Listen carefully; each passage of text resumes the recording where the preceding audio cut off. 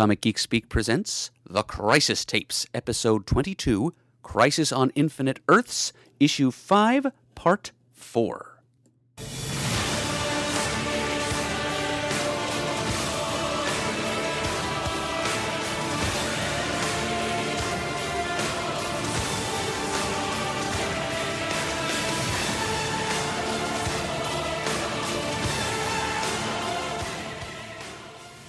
I'm Adam Murdo. I'm Peter Rios.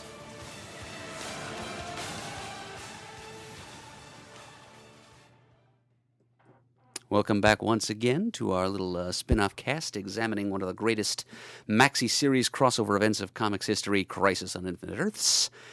It's 2020 now. Our 10-year Crisis Tapes anniversary has ended, but we're still going strong. That's right.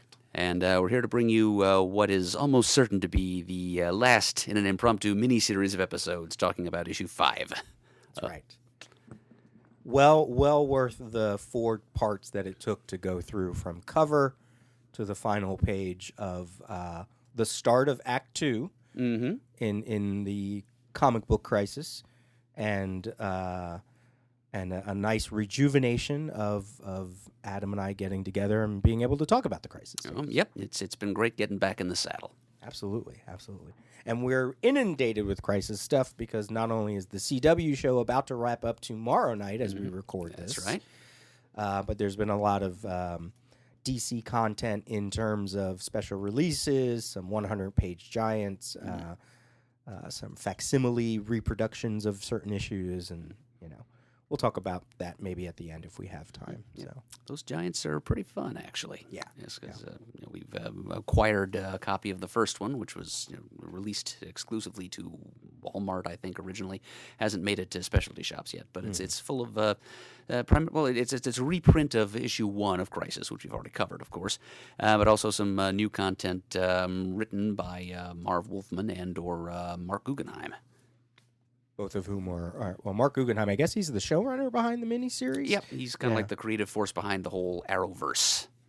Right.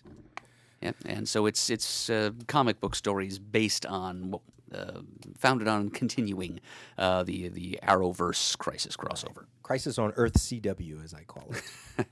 I like that. So we're going to go ahead and just jump right into the issue because we're at page 19, and we're going to go to the end, go to page 25, and then we'll see if we have time at the end because, like I said, we have some stuff to talk about, back matter stuff. That's true. Yeah. Got our first letter call. Yeah. But we want to just finish out the issue as it was. We're not going to do any kind of sort of major recap. Go listen to the other episodes, right? Yeah. It's just as well we not waste bandwidth repeating ourselves here. Right. So if you're ready, I'm ready. I'm ready. Great. Okay, so we're diving in here, page 19. When we left our heroes and villains, assorted combatants of Earths 1 and 2, they're still hanging in limbo in the Netherverse, and they've been dispatched from the Monitor satellite to go to their respective Earths, or to each other's Earths in some cases, just to survey the destruction, the danger faced by their Earths, by the perilous position they've been left in, and by the continuing threat of the unseen adversary that we all know is the Anti-Monitor. So they're all out there, just the heroes are doing what they can to save civilians from the natural disasters that are occurring around them, and some slightly less than natural disasters as well.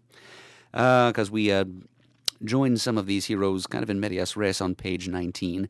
On Earth 1, a little caption up there in the upper left sets the scene for us. We have 3 little close-up panels here at the top with some narrative captions in between them. The first one, which also contains the Earth 1 establishing caption, we've got Liberty Bell, patriotic hero of Earth 2, who's a chairwoman of the All-Star Squadron. And next to her with the red beard is Wild Man of Easy Company. So we've got a couple of World War II era characters coming at us from 2 different Earths. And I think we've had some discussion in past episodes as to whether the Easy Company and other DC Comics non-superpower-oriented war comics took place on Earth 1 or Earth 2. And there was a little bit of confusion. as to, I think it was a scene where Sergeant Rock makes reference to mystery men or all-stars or something, but I think we just kind of wrote that off as a bit of misinformation on Wolfman's part and decided that, hey, these guys are Earth 1 characters. Right. As we saw on the cover, Sergeant Rock is clearly on the Earth 1 side. You can certainly make the argument that there might be an Easy Company on both Earths, but for our story, when you're placing the Easy Company in Markovia, which is a very Batman and the Outsiders thing, Geoforce, that kind of cements it in World War One. Or maybe the whole idea of putting the name Mystery Man or All-Stars is just Peter Sanderson's research and Marv Wolfman just taking that and go, yeah, you know what, we know we're going to merge them eventually.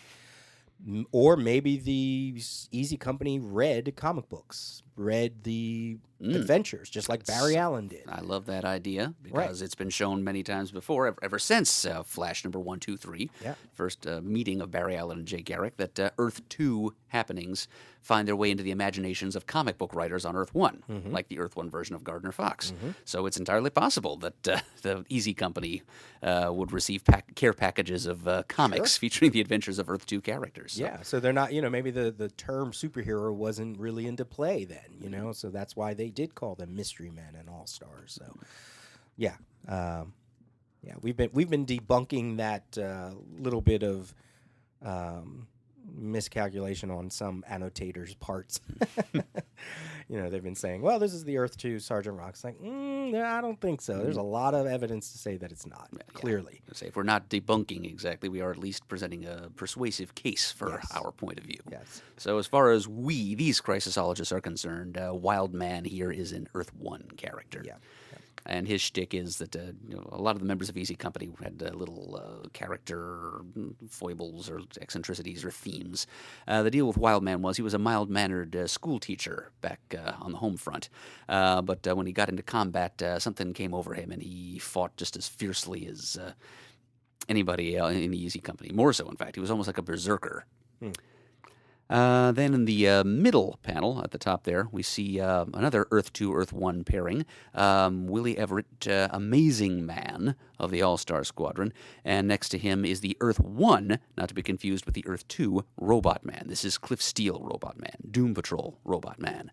How those two ended up shoulder to shoulder, we don't know, but it's just one of those fun juxtapositions that Crisis provides us as readers.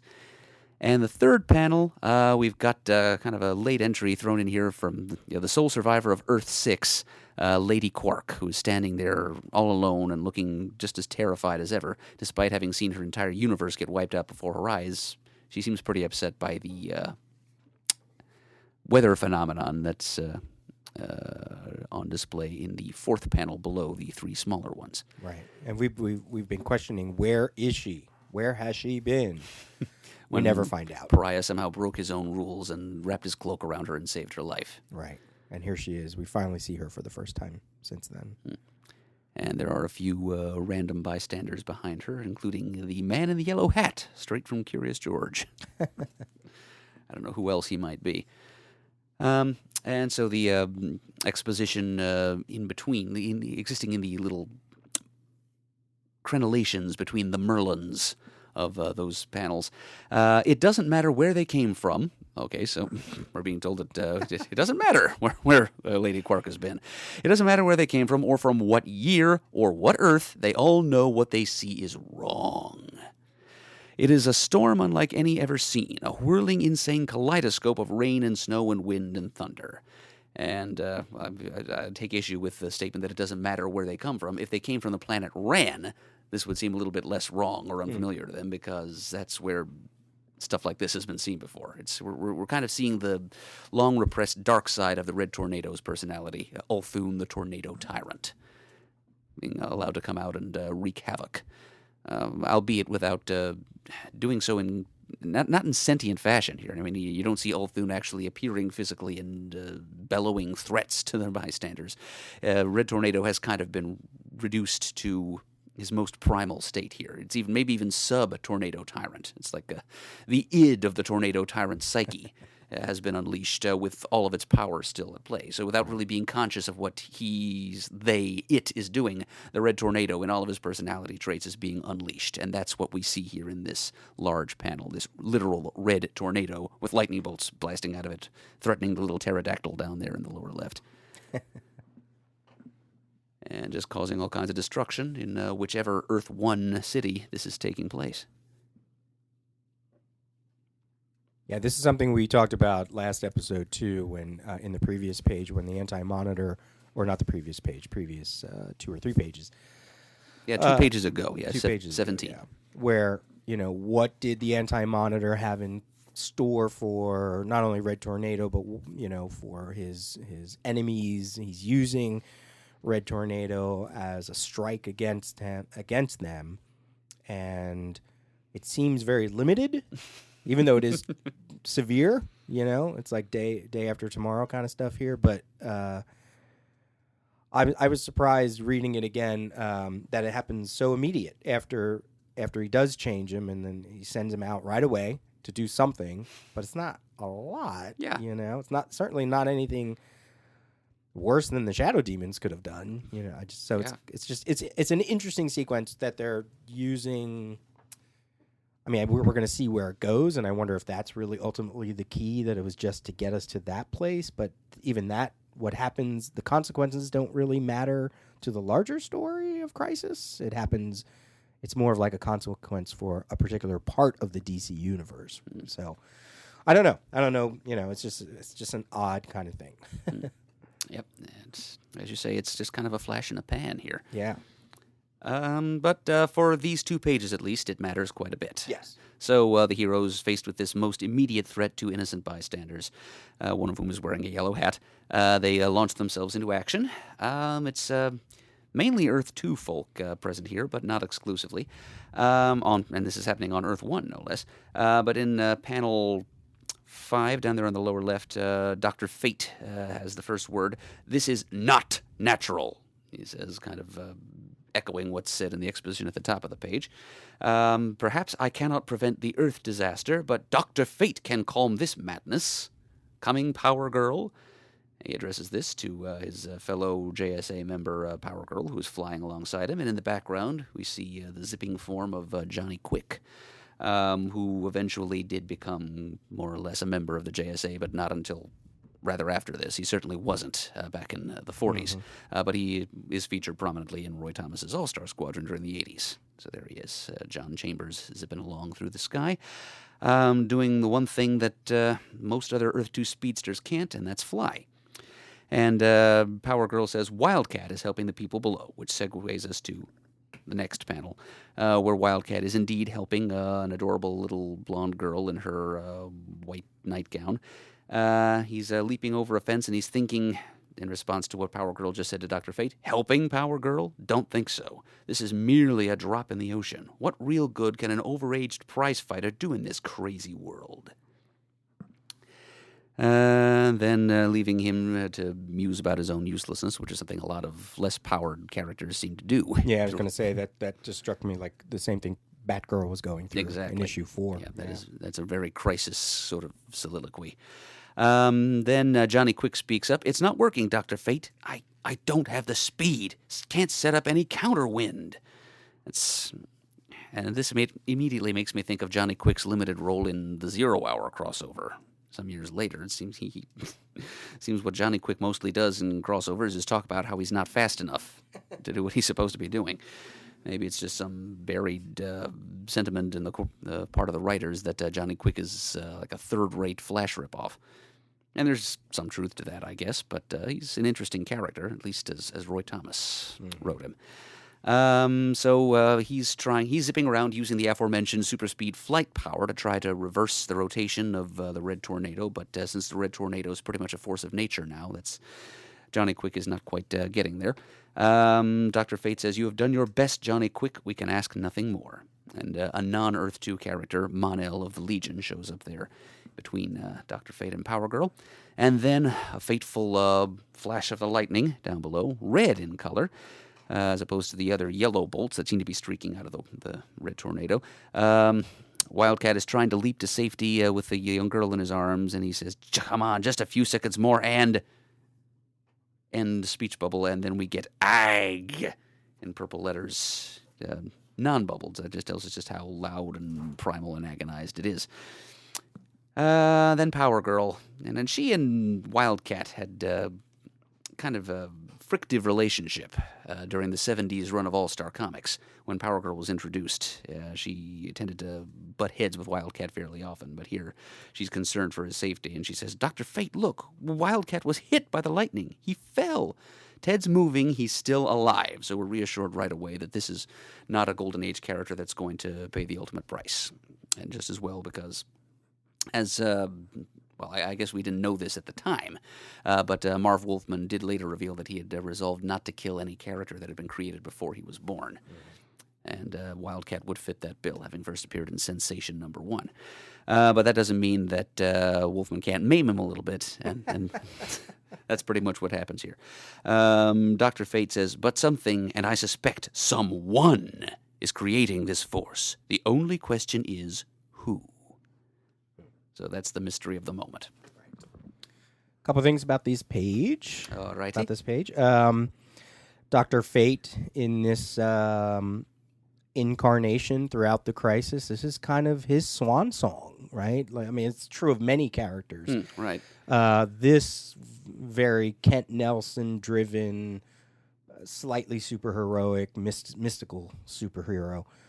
Because shortly after this, we get a whole exploration of not only the origins of Dr. Fate, but the man behind the mask and new people behind the mask. So it's just interesting to hear that kind of dialogue. We never get back to this sort of version of Dr. Fate, not only in terms of personality, but in terms of look. Because from later versions, you know, they like to incorporate a lot of the Egyptian stuff. The Ankh symbols all over everything. So it's just so interesting to read this sort of pure DC at its superhero height, you know, that early 80s promos drawn by Jose Luis Garcia Lopez kind of feel and look, and here it is right here. So it's always interesting. Yeah. And I guess we should also plug, I know we'll talk about this in much detail eventually, but there's that crossover issue of Amethyst, Princess of Gemworld, which is very much centered on this pre-crisis Dr. Fate. And it's even Keith Giffen getting his hands on it for the first time. And, well, maybe not the first time, but for the last time anyway, before having a hand in the revamp. As he has Dr. Fate explain to Amethyst facts of her true nature and that of Gemworld that she had to which she had not been privy prior to that. So that's one more extended glimpse of the pre-crisis Dr. Fate can be had there. So where was Sandman at this point in DC continuity? Is Sandman retired in DC continuity at this point? He hadn't been active as Sandman for so many years because he was taking care of Sandy. Okay. Remember his sidekick Sandy, who had been the victim of an experiment gone wrong. A new silicoid gun that Sandman was trying to develop exploded, showered Sandy with radioactive silicon particles, which mutated him into this sand beast. Was just mad with pain, and so Sandman had to keep him encased in like a glass cage or something. The story was called "The Man in the Velvet Cage," and it ran in JLA. It's one of the various crossovers. Oh, right, yeah. So Wesley Dodd acted as caretaker to poor Sandy for years, and after the fact, he finally hit on a cure for him, and he was then able to tell Wesley that he had actually been more or less in command of his senses. He was just driven mad with agony. So he knew what had happened to him, and he knew that Wes was responsible, and I think he forgave Wes on the spot for what happened. But during all that time, Wesley Dodd was out of the costumed vigilante racket, and I think he just I think he did come back to the JSA after that for a couple of cases, but he never really got back into the full swing of things. Well, we never really see Sandman in the series to the degree that I think we would like sort of instantly recognize him. And I'm not sure what costume he would wear at this point. Would he be back in the yellow and purple? Would he be in the fedora and the green, Because there's some annotators who say in panel number 6 the gentleman there with the green and the brown hat, they say that that's Sandman. Which you could, make a case, but he never really kind of comes front and center in the foreground a lot. So, what do they color him in the reprint? In the reprint, well, he's just kind of all blurred out in green, except for his hat, which is colored a little more orange than brown, which would be the color scheme of the Sandman's costume hat. Yeah. So maybe the person who did the recoloring here had consulted one of those annotators you mentioned. Yeah, or maybe they just took it upon themselves.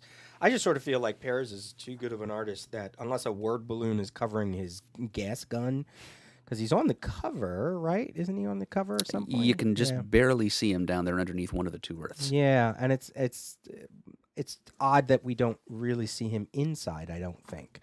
So, not to say that he wouldn't be there, but I just wanted to make a point that some people are saying that that's Sandman there. If Wesley Dodd needs to have an appearance in this series for your headcanon. For me. That's a good place to put him. Yeah. And then the biggest thing is we saw Mon-El on the previous page when certain members of the Legion of Superheroes with Supergirl and Geoforce there, they are on Earth 2 looking at the Legion headquarters, which is clearly Earth 1, kind of shimmering and merging. And if you look, that means Mon-El is on Earth 2 because he's right there below Supergirl saying it's Legion headquarters, but there's no Legion here on Earth 2. Turn to the next page, the caption says Earth 1. Oh, hey, there's Mon-El again. He gets around, that guy. Yeah, I almost wonder if maybe this wasn't supposed to be placed on Earth 2. All these people had come to Earth 2. There's a hell of a lot of Earth 2 characters, as you mentioned. So, and if you sort of think of the page turn as being kind of like a continuation, I don't know. So, an interesting little, I don't know if it's a mistake. It's just kind of, it sticks out because the book doesn't do that often. The book is very good about keeping track of who is where scene to scene. And it's just very interesting that we just go one page turn and we have Mon-El on Earth 2, and then we go, oop, Earth 1. It's like, ooh, okay. That seems like I have no prize for that. It really feels like they were like, oh, yeah, that might be a little bit of a mistake. Yeah, so. I don't think his Daxamite powers let him shift back and forth between Earths at will. Right. We've been told only the Flash can do that. So. But yeah, the easy thing would have been to recolor Mon-El on page 18. There's probably a bunch of other characters with a cape and baggy sleeves that could have taken his place. Swapped out, right. So. But I think on this page, on page 19, Perez just wanted to draw Mon-El and Power Girl together because they both got those big gold medallion-shaped oh, yeah, interesting. cape clips. Anybody out there can provide me a better word for what those big yellow things are on their shoulders that keep their capes in place. I want to say epaulettes, but I don't think that's what they are. No, and I think what are the circles that the knights have on their elbows, like crenel? No, that's the other word. There's like a thing. I'm reading Game of Thrones, and he talks about it all the time. So it's like these little circle things on the side of their elbows. Yeah, there's. I wish I had my Webster's dictionary with me. It's got an armor diagram outlining all the different, the cuirasses and the hauberks and all that stuff, all the terminology. That's the kind of thing Deemer probably knows off the top of his head. Yeah. But yeah. The only other thing I have about that page is I love Perez, the attention to detail, the pull from Neil Adams' school of drawing, and make sure everybody's hair is just all over the place, especially in that last panel, Power Girl and Mon-El. You can feel the wind, you can see the hair rippling around. That's great. Right. That's great. He's aware of the effect that the environment would have on the characters. Yeah. I had one other thing on panel 6 down there. Okay.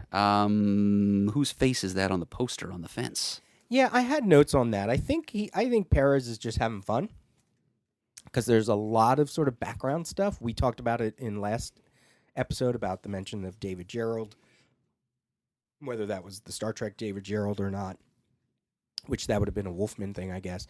But there are a lot of billboards starting to be seen, posters, some background characters. Some of it, I wonder if it's just not like friends of Perez, which he did do later in his career. Like he would just stick people that commissioned artwork from him constantly, and he would put them in a comic, especially his own comic, like Crimson Plague or something like that. So I almost wonder if some of that's not going on here. I mean, this is the man who who invited Adrian Roy, color artist Adrian Roy, to Donna Troy's wedding. Like, she showed up at in the wedding issue, and she has lines and everything. Oh, so, neat. I think she designed the color scheme for Donna's wedding, which sort of makes sense, right? So I don't know. I kind of chalk it up to it's probably just maybe these are things that Perez will probably has forgotten by now. Because I couldn't make out if it was a DCU character. Yeah, there's really not a whole lot of detail there. No. Yeah, especially in the original issue where it's just all monochrome bluish. They recolor it in the hardcover. So he looks like he's wearing like a white jumpsuit up to his neck, and he's got reddish hair, and he's standing against a green background. Yeah, I have no real guess. To me, it almost looks like an Infantino character. Yeah, almost like elongated man. Mm-hmm. Yeah, the hair color especially it brings that to mind. I kind of want it to be an old Prez Rickard campaign poster, so we can say that Prez made it in here somewhere. But, Right. But I can't back that up. Right. So we'll just say it's some generic person that George Perez knows. Yeah. All right, on to page 20 then. Love these upper panels here. Love them. Love them, love them, love them. Yeah, but it's almost like we're dealing out little tarot cards with pictures of DCU mystic characters on them. So yeah, Dr. Fate has to back burner for the moment his question of who is creating this force, and they have to he teams up with a few fellow sorcerers to try to neutralize it. And first we get Zatanna, a character who sort of straddles Earths 2 and 1 because her dad was originally from Earth 2, a Golden Age DC character. But who is best known for her activities on Earth 1 as a member of the Justice League. And she's saying, all of us together. And then she says, Snew Sisotib, which is roughly when cease to be. Each word. I always do prefer this take on her powers, where each word is reversed instead of an entire sentence back to front. So do I. Yeah, so when cease to be, and sure enough, that doesn't work because she's up against that's way too easy. She's up against a more supernatural interplanetary power than that, and she says immediately, "It's not working. Thunderbolt. What about you?" And here's a mystic force from Earth 2, because Earth 2's just got a greater share of those than Earth 1 does. Golden Age being much more mystically oriented, and Earth 1 tending to be based more in science fiction. So this is Johnny Thunder's Thunderbolt she's talking to, and he says, "Heck, I'm trying my best, Zatanna, but nothing seems to work. Maybe I just wasn't told the right thing to do." And there's passive-aggressive Thunderbolt. Yeah, just passing the buck there to his boss man, Master John, who is in the green suit, shivering, looking miserable at the base of that water tower down below. Then in panel 3, another Earth 2 mystic, Sargon the Sorcerer, has his say. "There is no correct means to thwart this menace, Thunderbolt. If there was, Sargon the Sorcerer would know it." More proper grammar there would be, if there were, Sargon the Sorcerer would know it. But again, that's kind of a subtle dig, perhaps even unintentional on Wolfman's own part at Sargon as being a second-rate magical character, just as Johnny Quick is kind of a second-rate speedster. And then we get Dr. Fate saying, "No, you are wrong, Sorcerer. Together we can stop the winds, now." And then he does it by doing it. He just pours on a little extra Ankh-shaped magic power. And then down in panel 5, in the next row of panels, there is a moment of silence as the winds cease and the rain suddenly ends. Then, there's this big explosion of mystic energy, which solves most problems. And then we move on to the next panel where Power Girl observes, "You did it. Let's see whoever was behind this." And he would have gotten away for it if it weren't for you meddling kids. Then Jay Garrick enters the scene. We also get... In panel 6, we get Power Girl saying those things. We also get Johnny Quick soaring downwards, and Mon-El is still there, as we see the thing that had been the raging red tornado still basically a large packet of red and yellow energy, but it's calmer now. It's ceased spinning, and it just plummets straight down to Earth, and that's where these characters in panel 6 are headed. Then panel 7, Jay Garrick makes his presence known. He sees the erstwhile threat rocketing earthward and crashing through a billboard on its way to the ground. He thinks to himself, "Don't think this old Flash is going to like what he sees. Maybe it's because I'm getting older, but I'm sure it's not because I'm somehow wiser, but I keep getting these feelings." And he continues thinking in a thought balloon that looks like it's going to Johnny Quick's head. Something they could have corrected in the trade, but didn't. Feelings that say bad things are happening, and even if they never get any better, they're sure going to get a heck of a lot worse. Bit of intuition there from the one of the main actors in the first DC Multiverse story, not counting that Golden Age Wonder Woman one we always talk about. "Oh no, I know him," says Jay in the final panel on the page. "I haven't seen much of him since he migrated to Earth 2. It's the bottom of page 20. You can kind of see the outline in the second to last panel there in black at the bottom of the Red Tornado's hand where he fell. Right. Love the first 4 panels. A lot of one of the goals is to show connections across DC's larger universe. Bringing all these mystical characters together. Not totally unheard of. We've seen plenty of JLA, JSA crossovers to this point, so it's not like these characters would be, that it would be rare for them to know each other, rare for them to work together. Like, that totally makes sense. Yeah, kind of think if it wasn't Sargon made I'm probably thinking of the Phantom Stranger here. Was Sargon made an honorary member of the League at one point? Oh, that sounds about right. Yeah, I thought so. Yeah, for a little while there, the Ruby of Life kind of overwhelmed him, and he became villainous. Yeah. So he kind of straddled the line between good and evil for years, and that was kind of his whole thing in his appearance in Neil Gaiman's books of magic. He got to recite a little monologue about how he had known good and he had known evil, and yada yada. Yeah. And it's just so interesting that all 4 of those, you can make an argument that all 4 of them straddle in one way or another Earths 1 and 2. You already mentioned Zatanna, Dr. Fate.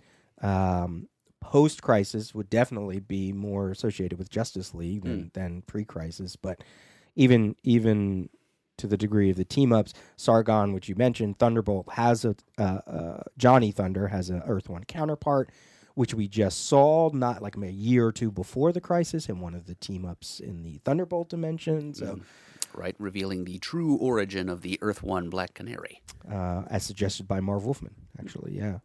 So I think that's kind of cool.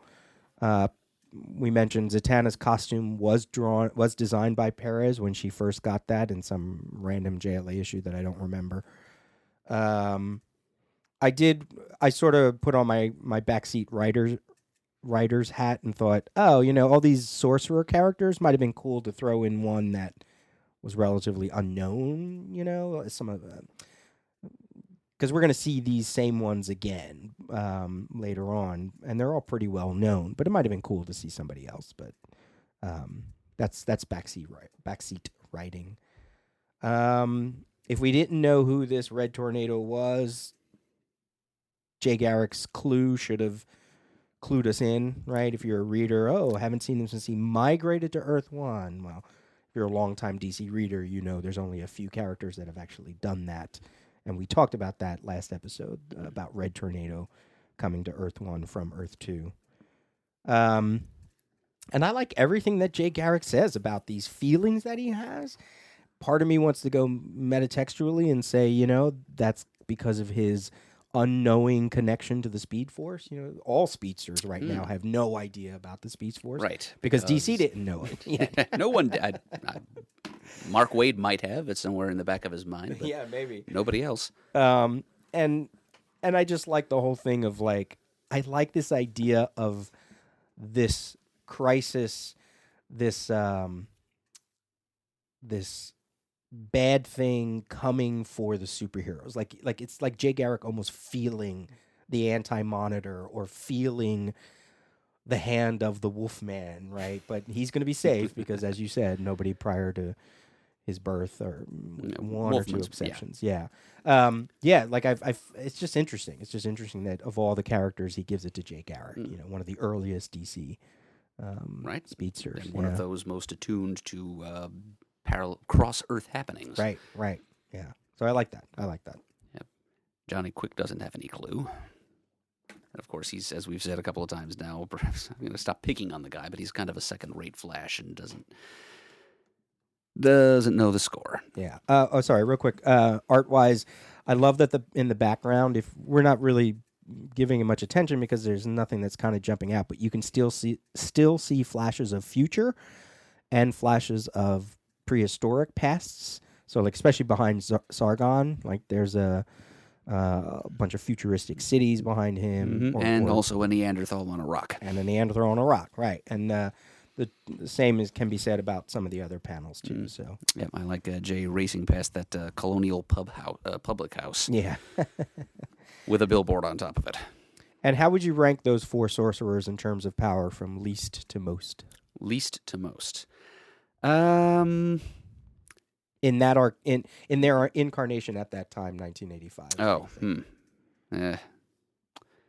Well, Sargon is probably the bottom of the heap no matter what. I mean, even here he's kind of puffing himself up with his dialogue there because he senses his own inferiority, I think. There is no correct means to, if there were, Sargon, and again, if there was, reveals his... I don't think he was actually that... His father was a renowned archaeologist, Sargon's was. That's how he ended up with his Ruby of Life in the first place. Uh-huh. So he probably had a good education, and then somehow ended up taking the somewhat counterintuitive leap of becoming a stage magician to use his magic power to help people. But I think maybe he's a little self-conscious about his inferiority to those around him. So he's probably the bottom of the totem pole here. Especially if you're referring to yourself by name. Sargon the sorcerer would know it. Yes. All right. So Sargon. He's low. Yeah. And, he's number 4. Alan Moore kind of backs me up here later on with the whole Swamp Thing Shadow Creature storyline where Sargon met his end. Then after that, probably Zatanna, because she's still kind of learning how to use her magical abilities.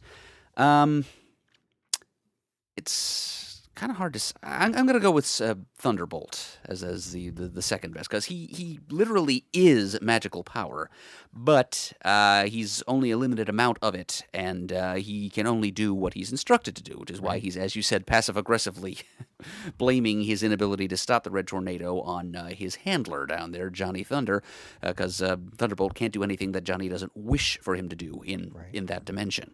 And then we've got Dr. Fate, who wields... I think potentially even a greater store of mystical power than the Thunderbolt embodies in the service of chaos and order and all of that good stuff. Right. Order in his case. Right. He's like the Superman of the mystic set. Right. He's DC's preeminent sorcerer. Right.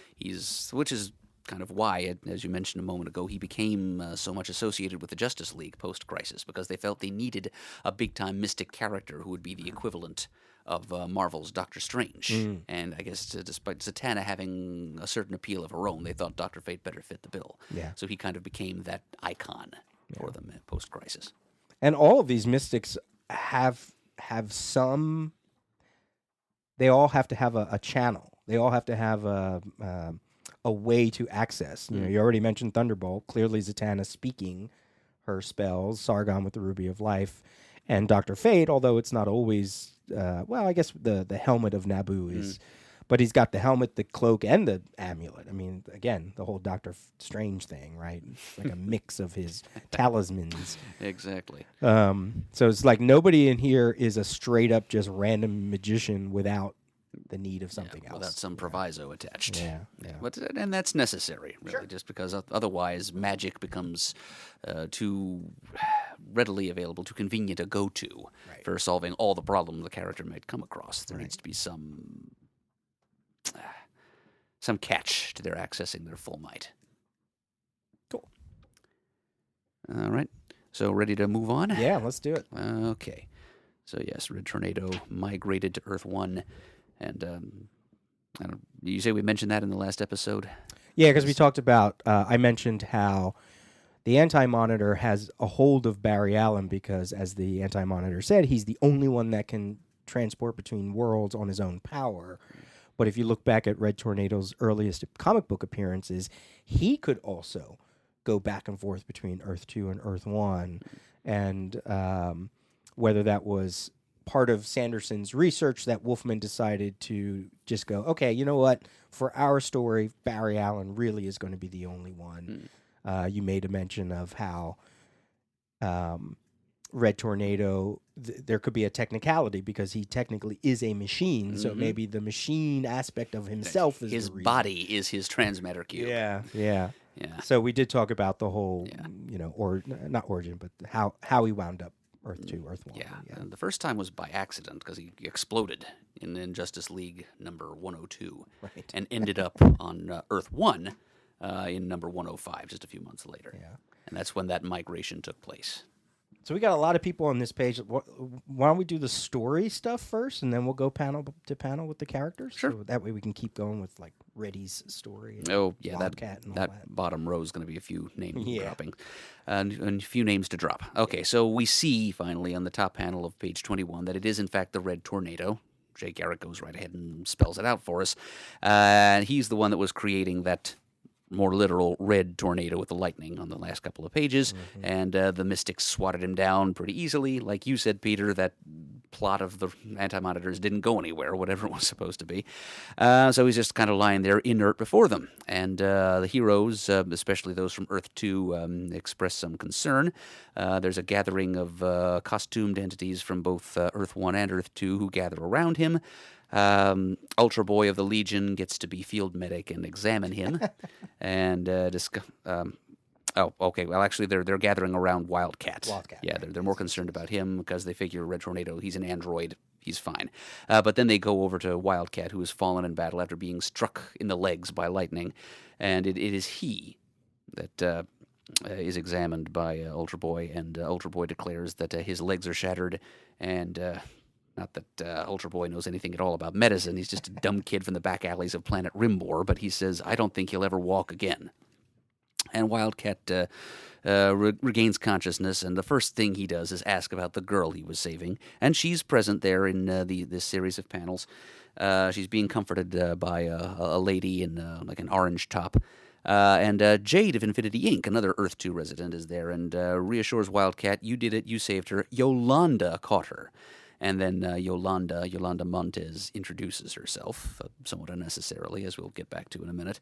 And then on the bottom row of panels, this whole sequence somewhat arbitrarily comes to an end. Like the heroes and villains and so forth finally decide, okay, we've seen enough, and people use these little ballpoint pen-shaped comlinks that they've all acquired from someplace, and they all speak into them and say, to the crew back on Monitor's satellite, Harbinger mostly, one by one, different teams of heroes, and a couple of villains too. You see Brainstorm of all people speaking into his little comlink, saying, "Very well, I will assist you," and they're all saying basically, "All right, we're convinced this is a serious problem for both of our Earths and universes. We will do whatever we have to do to help out." They've all come to the conclusion that, as the final panel says, it is the only way to save the Earths. Right. Because between that double-page spread and all the heroes and villains learning about what's going on, we've had 1, 2, 3, 4, 5 different sequences. Because Alexander Luthor said, "Go look at it yourself, and if you think this is worth coming together to fight, I'll, then come back to me." And that's what that whole wrapping up thing at the bottom there is. So, so that last row of panels connects not only to what we just talked about with Red Tornado, but what we talked about in the previous episode too. Everybody just getting a first-hand glimpse, if they hadn't already, of what's going on. And it's starting to hit home, right? Like, it's really, like, not only is it about just their Earths, but now it's starting to hit Red Tornado and the Legion headquarters and Wildcat and, Lois Lane almost got eaten. The Wayne Manor got infested by prehistoric men and women, so it's really hitting even closer to their core than just their Earth. I say just their Earth, but you know what I mean. I guess they just needed that street level view. Yeah. Understanding that this has come to their home fronts and they need to get involved. Yeah. All right, you want to go panel to panel now? Okay.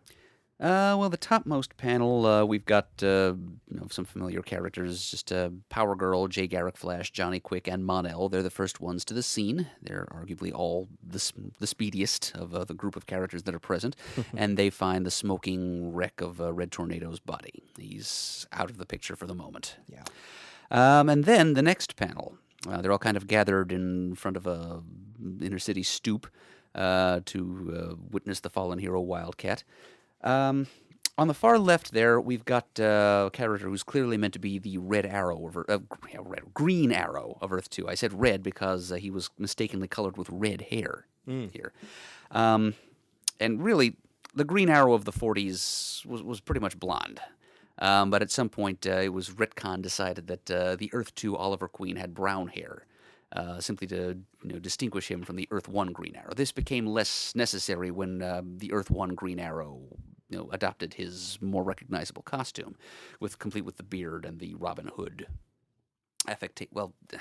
the different set of Robin Hood affectations than he used in Earth 2, I should say. He didn't really adopt the hood until much later, but he still had a Robin Hood cap, just one of a different shape.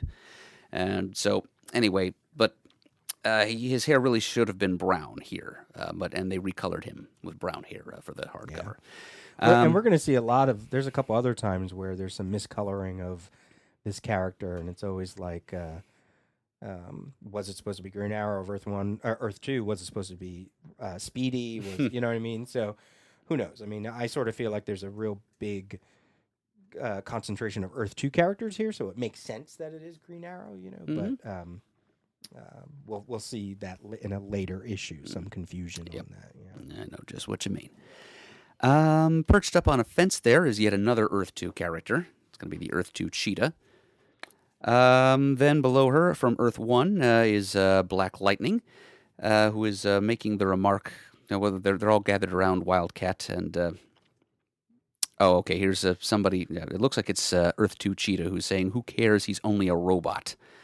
And so she's a villain. She's going to be somewhat callous. She's not only a villain, she's a cat, and leave it to a cat not to care about too many things other than herself. And then we have Green Arrow of Earth 2. I'm glad that we've got that little tale going to him so that we know that he's an Earth 2 native, and he's saying, what about Wildcat? He cares about what's going on with Wildcat. By contrast, Earth 1's Black Lightning says, I've never heard of him. And I guess we're kind of overlooking for the moment that there is technically an Earth 1 version of Wildcat, or maybe we've just relegated that character to Bob Haney's Earth B, where we put all the other bizarre little cross-Earth continuity glitches that Bob Haney, with his characteristic lack of regard for continuity, created in various stories he wrote for The Brave and the Bold over the year. We did see Earth 1 Batman teaming up with a version of Wildcat, who probably couldn't have been the Earth 2 version unless he somehow wandered from one Earth to the other. Which you would think, I guess maybe in post-crisis, Black Lightning as a decathlon, as a member, as someone who went through the Olympics, he probably would he would know who boxing champion Ted Grant is, even if you go through the DC lineage of boxers, and maybe it includes Muhammad Ali, obviously, because he fought Superman. Right? True. And then you go back further than that, and you're like, oh, right, Ted Grant. Like, I would think post-crisis Jefferson Pierce, would know who Ted Grant is, I would think. Yes, I would think so, too. Yeah. But at this point, he's pre-crisis Earth 1, Jefferson Pierce has never heard of Wildcat. And then he kind of gets snapped at by Al Pratt, the Earth 2 Atom, and this is I think it's got to be a mistake on Perez's part, because it looks like Al Pratt is snapping at Earth 2 Green Arrow when Al says, he's from my Earth, not yours, and he was a true hero. Look, he's already conscious. So it does kind of look from the angle of his head like he's talking to Earth 2 Oliver Queen, and we know that that's not what Al Pratt would do, since Al Pratt knows that this is his Green Arrow standing by, and number two, it's not his Green Arrow that is spoken. Actually, in the hardcover, they make the tail on Black Lightning's word balloon a little longer to make it clear that he is the one that's spoken that last line. Maybe that's the last thing that Adam says, where he's going, look, he's already conscious. Maybe he's throwing that back to Green Arrow. Like he's saying the first part to Black Lightning, the second part he's answering Green Arrow. Maybe that? It could be, but he looks like he's still angry when he's speaking there. So, anyway, also present on the scene now, we've got Joe Wilson, Jericho, who's crouched at Wildcat's head. It looks like he's almost cradling him. Just a character that Joe couldn't possibly have known, since they're from different parallel universes, but it just shows that character's empathy and compassion. He's your Earth One fiction suit, right? Kinda, yeah. He's one of many he's my, Earth One fiction suits, crisis fiction my suits. mutton shop role model. Right. But yeah, he is one of my favorite DC characters, and it just kind of makes me sad what became of him later on. But there he is. He's still in his age of innocence, and he's trying to minister to Ted and make him comfortable there. And also kneeling by his side is Libby Lawrence, Liberty Bell, and also from Earth 2. On the other side of him, in the green trousers and red top, that is Jonah, Ultra Boy of the Legion. And also with the green skin, up there we've got Jade, Jenny Lynn Hayden of Earth 2 and of Infinity Inc. And standing off to one side there, way to the right, is Jade's father, Alan Scott, Green Lantern of Earth 2. So these are the people who are clustering around the fallen Wildcat. And the next panel after that is one that I always remember because it was my first insight into the nature of Ultra Boy's powers. Oh, okay. So I didn't know much about the Legion at that time. I still don't know as much as I should probably know about the Legion, but I certainly know that Jonah's shtick as Ultra Boy is, thanks to his encounter with an Imskian Ultra Energy Beast. He has a set of superpowers, but he can only use one at a time. That's the catch. So he's calling up his Penetra Vision. I always remember that phrase. I can call up my Penetra Vision. I wondered what Penetra Vision was, and it turns out it's like X-ray vision advanced. It's ultimate X-ray vision. It sees through everything, including lead. So he's able to see through Wildcat's flesh effortlessly and see that his bones have been shattered down there in his legs. But again, you got to take his opinion that Wildcat will never walk again with a grain of salt because he has no medical training. And not unless you get a little more information 1,000 years in the future. You know what I mean? I don't think he even had the basic 30th century education, No. though. Rimbor is a bad neighborhood. You know, it's basically a slum planet, and there's a lot of crime going on there. He might have had a few broken bones, gang fights. Well, yeah, I guess. Well, he would know how to, splint a leg, maybe, but I don't think he would know how to recognize an irreparable fracture just by looking at it, even with Penetra Vision. So, I mean, we're all taking it with a grain of salt anyway, since, comic book characters are difficult to kill or sideline for any length of time. It's that heightened drama that needs to happen in the dialogue for the story. Listen for the Humanity, soap opera emotion. organ. Yeah. As the multiverse turns. And there's Ted, who's and that's Liberty Bell's face you can see in the foreground there. He's saying, "The girl I was saving, I dropped her," and he did too. Yeah, You can see that you're kind of wondering where Yolanda was, that she was able to intervene that quickly and effectively and save the girl from landing on her tushy. But there she is. Jade speaks up. She says, "She's fine, Wildcat. You did it. You saved her," i.e. the girl you dropped. Yolanda caught her. And it's good that she's referring to Yolanda by her first name, because by this time, this is not Yolanda Montez's first appearance. She first appeared in issue 12 of Infinity Inc., where Roy Thomas had introduced her. She's a character that Roy had in mind to introduce as like a second-generation Wildcat for a while. Yeah. I think his original plan was to name her Lagara, which translates roughly to the Wildcat in English. She was in like a orange cat costume, I think, riding a motorcycle. A motorcycle. I Yeah. remember there was a cat cycle, yeah. There was that whole 2-page pinup thing that they were like introducing the Infinity Inc. and it was like, who's that character? Right. We wouldn't find out until a year into the series, and a couple aspects of her character and her appearance had been rethought by then, and probably just as well. Sure. I don't remember exactly what that original draft of the costume looked like. It might have been orange, as you'd said, but it doesn't look as good as the one she ultimately adopted. And certainly doesn't, I mean, we're sort of jumping the gun, I'm jumping the gun, but doesn't play into Wolfman's whole, the whole reason why we're doing this is because we're trying to create lineage and trying to update our heroes. And this is this is like one of our earliest examples of that happening, if not the first example. Oh, of like that. a mantle Dr. bearer? Light. Dr. Light, I guess, is sort of Right, first. of the introduction of diversity. Yeah, Like yeah. a, And a like character of a different color or gender or so forth, adopting a previously white male character's identity. or just updating, even just updating, killing off some of these characters to allow for that to happen. So, yeah, I'll look up that costume so you can see it. All right. And I'm sure all of you at home are doing the same thing. But yeah, Yolanda Montes. And so she's been introduced for a few months now in the Infinity Inc. series, so the Infinitors know her. I think they're aware of her connection to Wildcat, and such a connection does exist, which is why the next speech bubble reads a little strangely, where Yolanda says, "Wildcat, I am Yolanda Montes. I was glad to help you." So, yeah, Wildcat knows who she is. Okay, they're so familiar with one another that Wildcat is Uncle Ted to her. The backstory here is that she is the daughter of a boxer named Mauler Montes, and he and Ted Grant were good friends for years, and he's actually like the godfather of young Yolanda, who had the misfortune of, her mother went to the wrong gynecologist, or obstetrician, OBGYN anyway, when she was pregnant. And it was Dr. Benjamin Love who performed unnatural experiments on pregnant ladies so that their children would be born with superpowers. That's where the Infinity Inc. opponents, the Helix, all came from. So Yolanda Montes is technically a relative of theirs in that they were all tinkered with in utero by Dr. Love. So that's how she ends up with cat-like superpowers. And so her standing here and saying, "I am Yolanda," like introducing herself to Wildcat, I'm pretty sure that she was aware of Wildcat's double identity. That's what I was just going to ask. Was she aware by this point? You would think she had to have been, but maybe not. Is that the way Wolfman is skirting around it?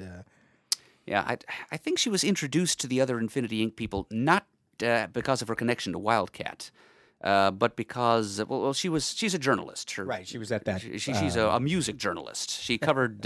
She wrote for Rockstars magazine, and I guess she was at a concert and got together with one of the Infinitors, and I guess she was invited back to their pad and got to know them that way. So that's why Jade is introducing her as Yolanda, not as Ms. Montes or this lady, but as Yolanda. And it just seems like she does seem kind of uncomfortable, that look on her face. Maybe you're right. Maybe she wasn't aware, but that doesn't seem right. We may have to, I'm sure maybe a listener will point it out, or we'll just go to the previous Infinity Inc. issues prior to this, because as you said, she made a bunch of appearances. We'll have to look to see what the dialogue is, or maybe in the post-Infinite Crisis, in the Crisis crossovers after this issue, in Infinity Inc., does she make some revelation, I found out who he was. I don't know, because I don't even think it lines up with what happens at the end of next issue with her. So maybe it's just Roy Thomas, Marv Wolfman getting their communication kind of wonky, and Marv Wolfman just assuming that those stories were going to take place after this issue, but really her appearances took place before this issue, so... That's the only thing I could sort of suggest. I don't know. Yeah, it might just be for the benefit of other people present, though, since they are in mixed company. Sure, here, that too. People from outside the JSA family, people from outside the JSA's universe. Villains.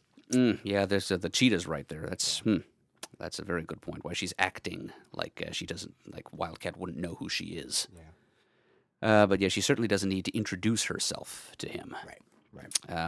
And the fact that she's just the sentence structure here. I am Yolanda Montes. I mean, that's typical of the kind of the way dialogue for Latinx characters was written at one time. It's just instead of just saying I'm Yolanda Montes, it's like it's being written as though she's unfamiliar enough with English or uncomfortable enough with the sentence structure that she doesn't know how to use contractions. She does. I mean, she was born in the United States, lived there all her life. She should just say I'm Yolanda. She's not Data.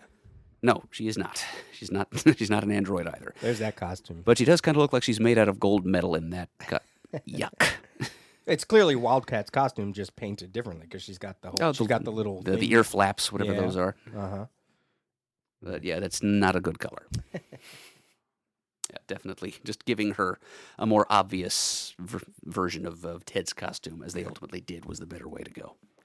So there is Yolanda Montes, and she's hugging that girl that She reminds me a little of a Cabbage Patch Kid in that panel, but there's this round-faced youth whom Wildcat tried to save, and Yolanda finished what he started. So I guess catching that little girl is kind of like a symbolic passing of the torch. Yeah. Here you go. Here's an untold story of the Crisis that you could make. It would probably only be about 6 issues, but the future of that little girl. Wouldn't that be kind of interesting if she's not wiped out by the Crisis? Yes, if she's merged with her Earth 2, Earth 3, and Earth 7 analogs. And well, she remembers being saved by Wildcat and being surrounded by all these heroes, and what does that do to her when she grows up? And, survivor's guilt or something like that. Maybe remember that the lady who ultimately caught her was able to leap with something more than human agility. Yeah, that would be a great untold story of Crisis. Wouldn't be real long. But what she grew up to do. Yeah. I survived the Crisis. She gets a book deal, right? She grows up to be a cat lady, Literally, in tribute to her heroes. Yeah. Okay, and then we get that long strip of very tall, skinny panels of various characters radioing in that they're going to go along with Harbinger and company's plan, and that they're all in for defending what's left of their realities. And the first one to speak up is Liberty Bell. It's, again, acting chairman of All-Star Squadron, so she's kind of like the queen bee of Earth 2 heroes at this time. And so she says, all right, Harbinger, we agree to help.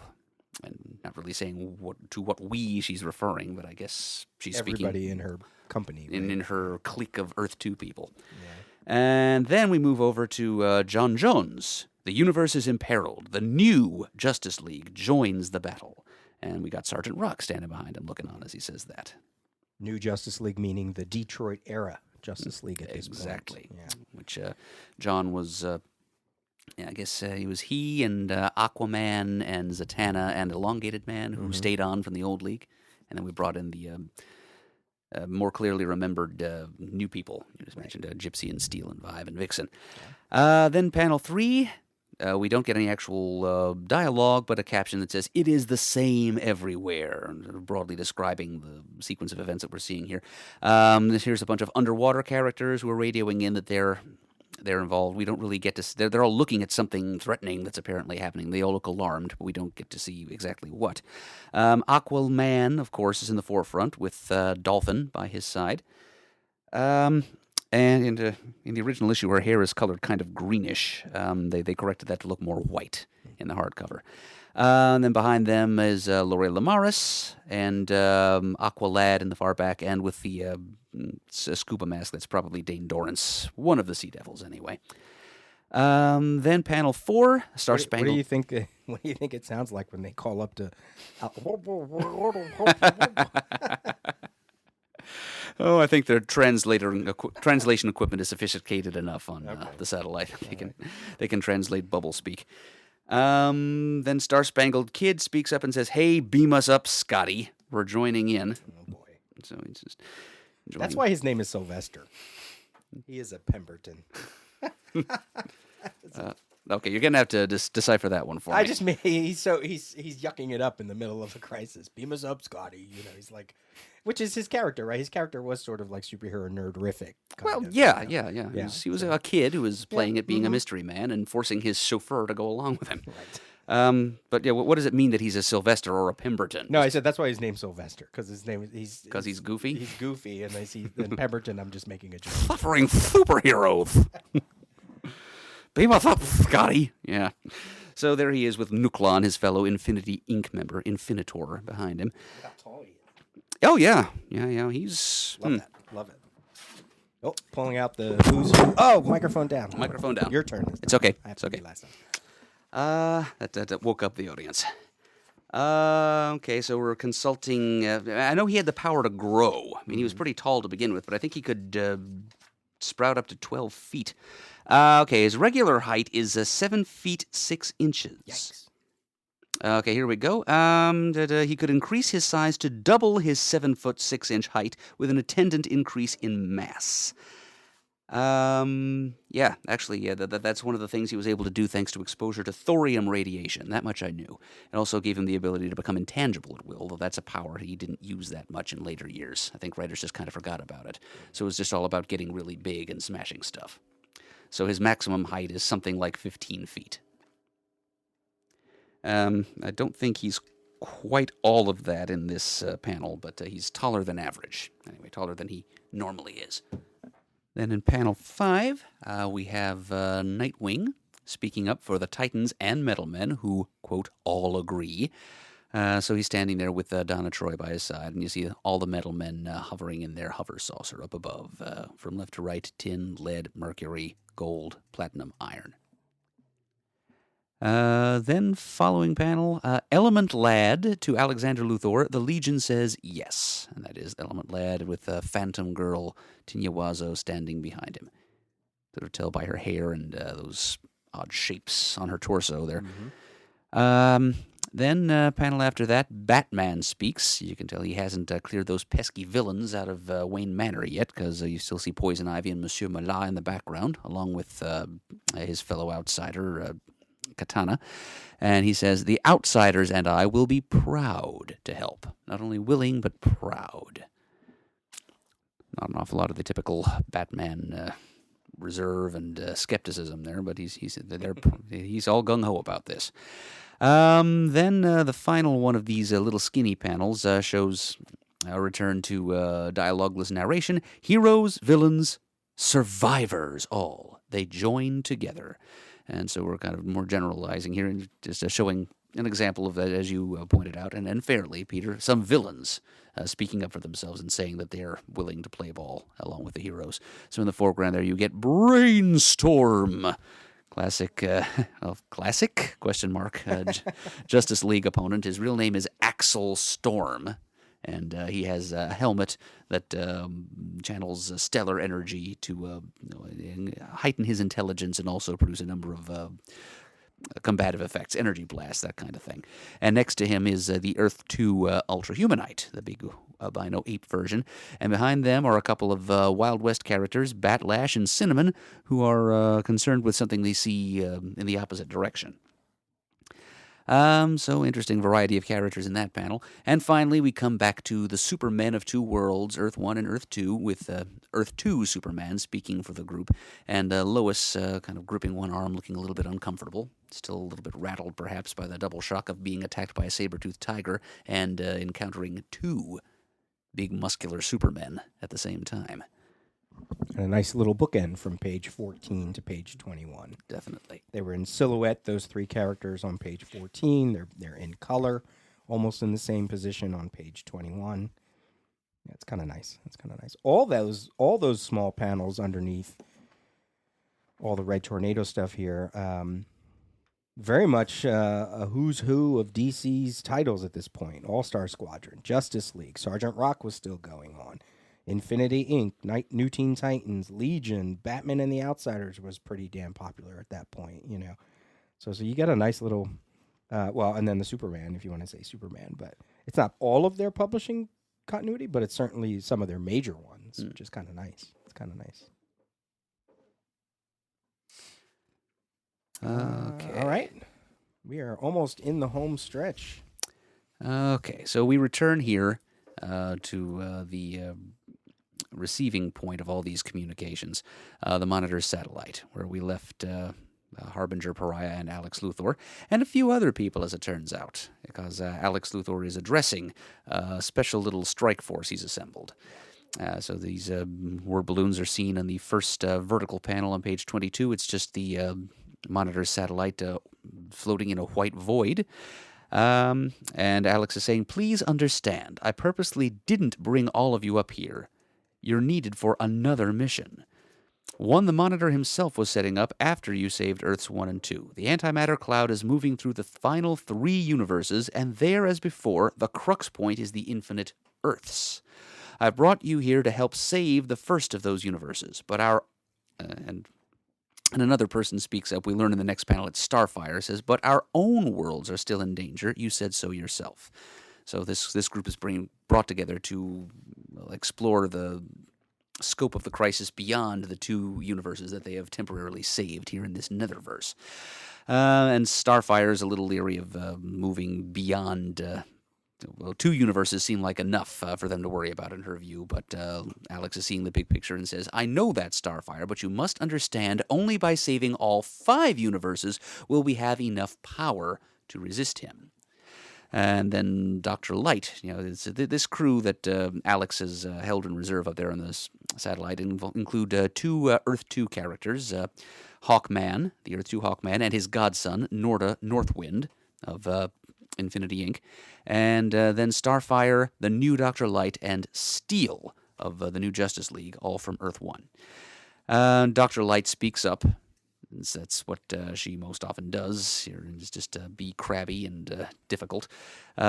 She says, I don't like this, Luthor. I don't want to be involved. This in Japanese. And Alex Luthor apparently speaks fluent Japanese because he responds in further bracketed dialogue. Understand this, Dr. Light. If you fail to help us, your Earth, all Earths, will be destroyed. So there it is, plain Japanese. As antimatter destroys each universe, our enemy's universe grows more powerful. So he knows that is a part of the nature of their enemy and his power set. Now let me send so we get a close-up of Alex's hand about to press a button on one of the many orange consoles scattered around the satellite. He says, now let me send you through the vortex between all, and then Pariah interrupts. Says, Alexander Luthor, wait, I sense disaster. He's not being pulled away to witness it, but he senses it all the same. Because he doesn't need to be pulled away because it's happening right where they're standing. And Harbinger's makes that very clear at the final panel of the page. Something's happening to the Monitor's satellite. And you can kind of see the little vibration lines around them to show that the whole thing is shaking. Yeah. Such a soft spot for the Monitor satellite on that first panel. If we just stick to this page, it's that big orange baseball in the sky. Just love it. The whole. Yes. And I think the coloration in the original issue is better than what it became later because it's two-tone orange. Yeah. It's for a little more contrast. It makes it a little extra texture. It just looks like a bland brown circle thing. And they recolored some of the soul out of it in the hardcover. They do that a little too often. I just wonder what else is going on in that satellite. Just his machines and energy and. Is there a trophy room? Where's the bathroom? Just all of it. I want to know more about that satellite because, beyond this issue and next issue, this is the last we get of it. Is there a bathroom? The Monitor has evolved beyond the need for asses. Is that dialogue? It doesn't really roll off the tongue there, does it? Right? Final 3 universes, and there, as before, the crux point is the infinite Earths. What? What? I understand what he's trying to say, but it feels a little chunky, chewy. Well, I don't know. He's only like a week old, he just hasn't learned to phrase himself yet, except when he's speaking Japanese. Right? Yeah. And Dr. Light could be seen as it's kind of interesting. She quickly goes from what we saw of her before she was Dr. Light, yelling at her dad, yelling at the other colleagues of her colleagues who wanted to just go home and be with their families during the disaster, but she wanted to explore all that scientific stuff. Then we see her as the new Dr. Light defending the tower, telling the superheroes to beat it. And then we're back on the satellite, and she's like, once again, like, no, I'm not about this. I'm not about this. And it's to know where she is going to go in issue 7, and then post 7, she's a little her personality's a little rubbery, right? It's like Wolfman is like, I need you to be this in this scene, I need you to be this in this scene, right? So that I can get you to where I need you to be in 7 and beyond. So I don't fault her so much for being so crabby because she's right. I don't like this. I don't want to be involved the way Wolfman is writing. No, yeah, and I'm not faulting the character here. No, I know.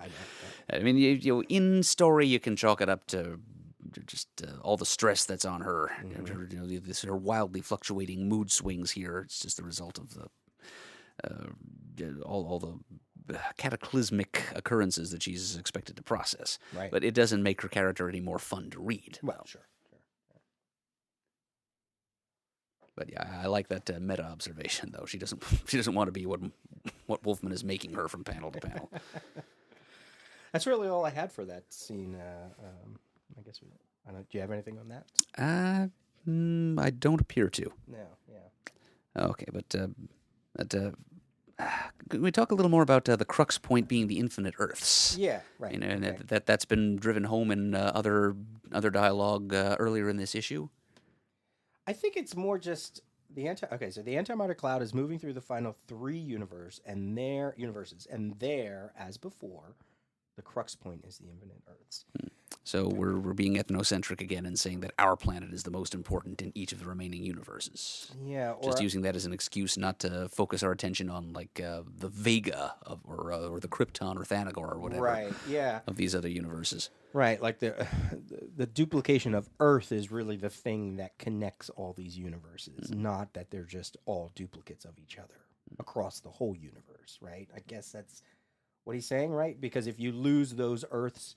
I mean, obviously, he says we need them because we need all the power. But if we're dealing with an infinite amount of Earths, what are 3 more because they have a higher concentration of superheroes? Maybe is that what it is? You know, I'm really not sure. Yeah, I think it's just sort of heightened dialogue again, more than anything. It's just sort of a meta excuse and a flimsy one to focus on the planet that we as Earthlings ourselves, the readers, will find most identifiable. Right. It's where we keep all of our stuff.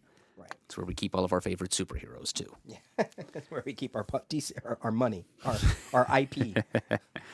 Yeah, and I think I mentioned this before, but Jeff Johns in future reality-shaking crossovers that he would write really went further by driving in the idea of the Earth as the linchpin of all reality in whatever universe it happens to be. But so here's Wolfman kind of laying the groundwork for what Johns would make more explicit later on. Yeah, and it makes sense. I mean, Oa is not duplicated from Earth to universe to universe. Yep, We've already made that, right?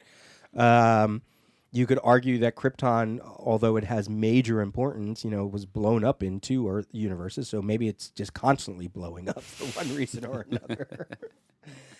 We visited Ran. We had that panel that seems to suggest that there was an Earth 2 Ran.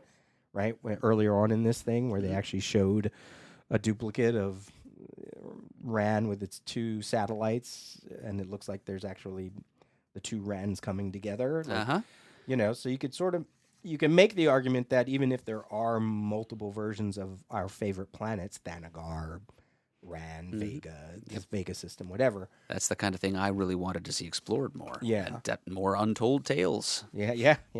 I think that's something that only Superman gets to do, right? If you think of like Final Crisis, it's only the Superman character that gets to have the multiple variations of the character leading to whatever worlds he inhabits, at least from Final Crisis on. Everything comes from Superman. Everything comes from Superman, and then when you look at that Final Crisis Secret Origins, everything comes from the Justice League, right? Even if it was a universe where the Batman was from Gotham by Gaslight, they kind of morphed it to also include other members of the Justice League as well. So it wasn't just like the main character from that Elseworlds. It was about the Justice League or versions of them, right? So I feel like that maybe that's why this dialogue is, as you said, it's got to be about Earth. It's always got to be about Earth because that's where we live. Little sense, though, that makes in the cosmic scheme of things. It's the way it has to be in the commercial scheme of things.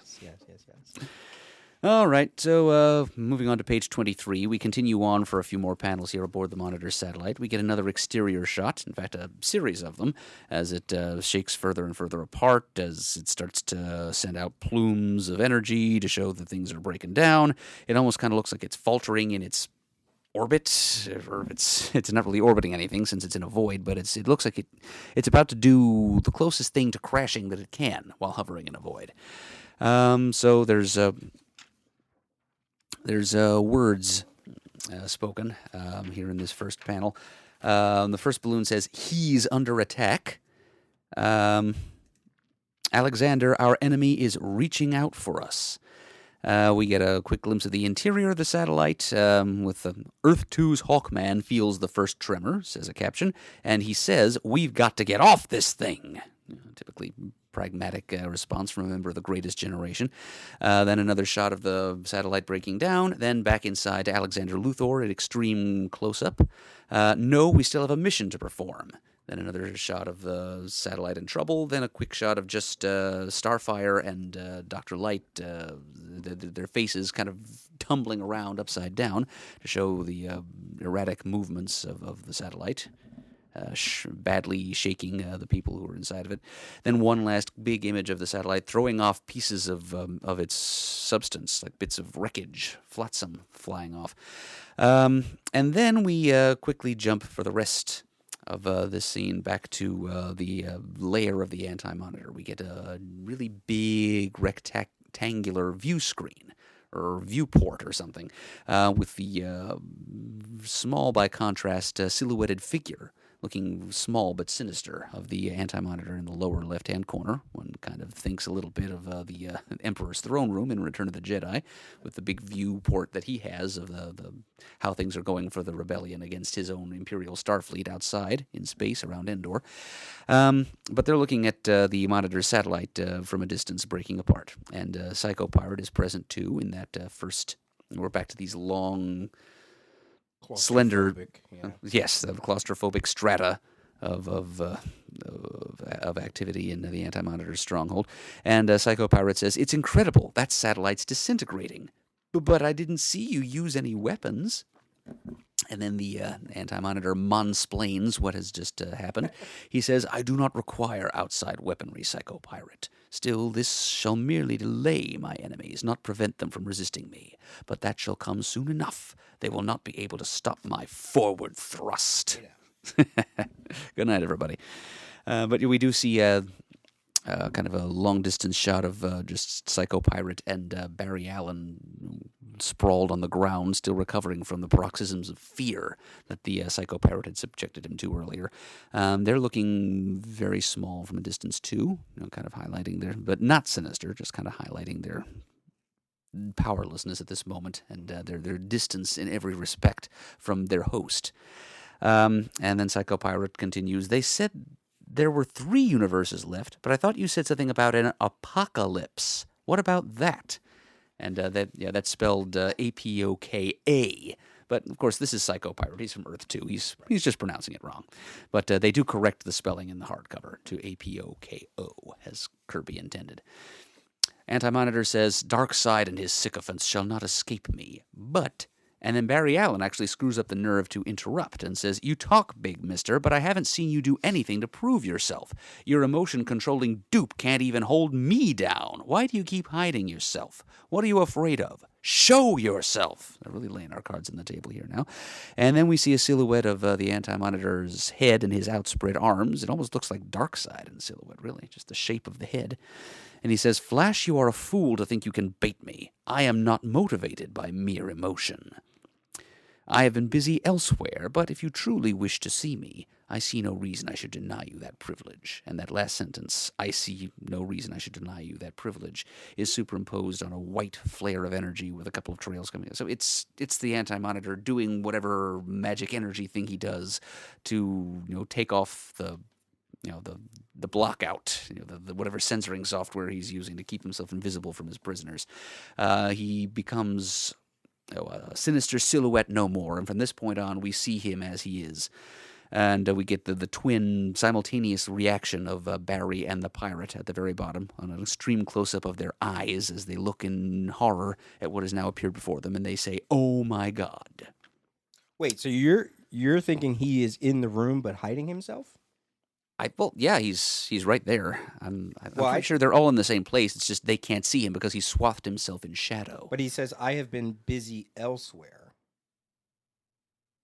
See, I take it as this is sort of like him, just like one of somebody who almost like an astral projection. Oh, so it's like a shadow doppelganger that's been present. Like he's there, like a Doombot, right? And he's off doing whatever he is somewhere else, and what you're seeing there is him teleporting in more than anything. That's kind of how I've always taken it. I just interpreted it as his attention has been elsewhere. He's too busy with other things of greater importance to indulge his prisoner's desire to see what he looks like. Mm-hmm. Interesting. Or maybe he thought that the time for the need for such self-concealment has passed. Yeah. Well, I mean, story structure-wise, I have a whole bunch of notes about that. So yeah, that. But I always took it as he teleported in. So it's interesting. Look at how many years and how many times we both read that, and this is our sort of interpretations. I always 100% thought that he was in the room with them. Yeah, yeah. But yeah, that is an interesting other way of looking at it. It seems plausible too that he wouldn't necessarily be with them. Yeah. It would further drive home how low an opinion he has of these pawns of his. One of the reasons now that I sort of think about it, it's like if he's not in the room, because up to this point there's just some he's doing things that are. If he could have blown up the satellite in issue 1, why didn't he? Right. What he does with Red Tornado is what he does, but it's not like it's like a major event. So it almost makes me feel like, yeah, he is somewhere else, and this little shade of himself is not as powerful as the other one. So that's why we haven't really gotten the full power of the Anti-Monitor, because he's splitting his whatever, you know. This is headcanon stuff more than anything. I'm just trying to think through, you know. The larger point is, and why I think they bring up Apocalypse and Darkseid in here, is because, you know, I really want to know when they nailed down who he really was. You know, when did Wolfman make the decision that the Monitor was going to have an Anti-Monitor, that it really was going to be like a mirror image, and not just somebody from DC's villain canon, you know? And I think the reason why they say, well, what about this Apocalypse? Well, Darkseid and his sycophant shall not escape me.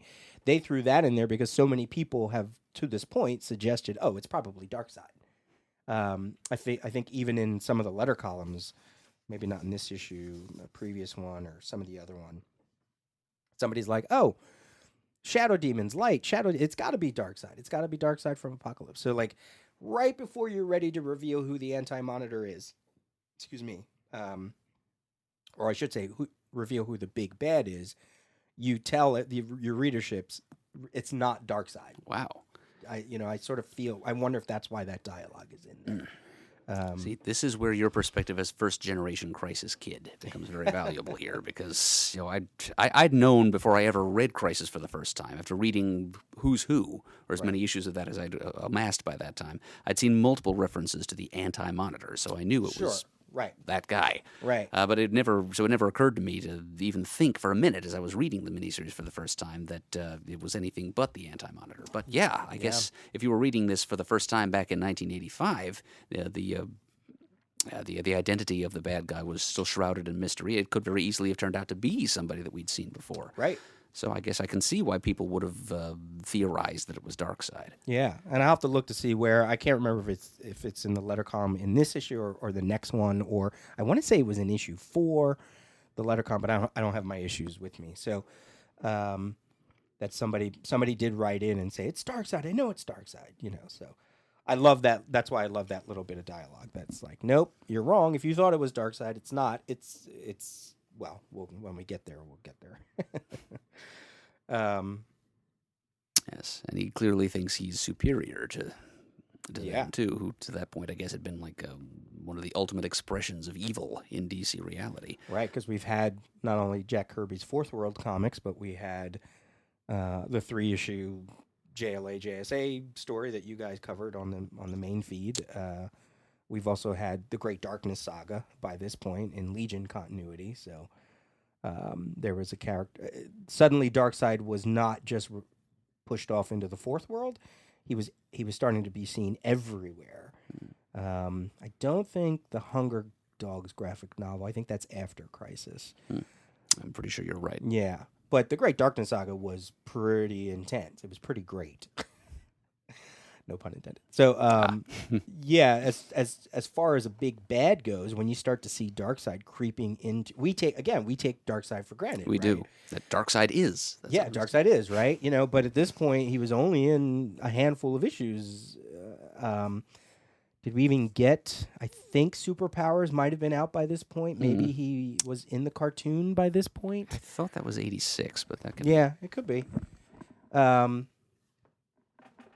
So as in terms of what we know as Darkseid's legacy as a big bad for the DC universe really didn't happen until like Legends, if you think about it. Like he's the mastermind behind Legends. I beg your pardon. The first Superpowers miniseries was 1984. That's right, because it lines up with the toys. Yeah. The other two, the next one straddled 85 and 86, and the third one was in 86. Right.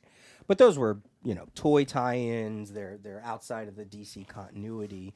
In terms of Darkseid appearances, he's not. I feel like, just like we talked about, the concept of the Trinity really doesn't come into play until post-Crisis. You can even go as far as Kingdom Come.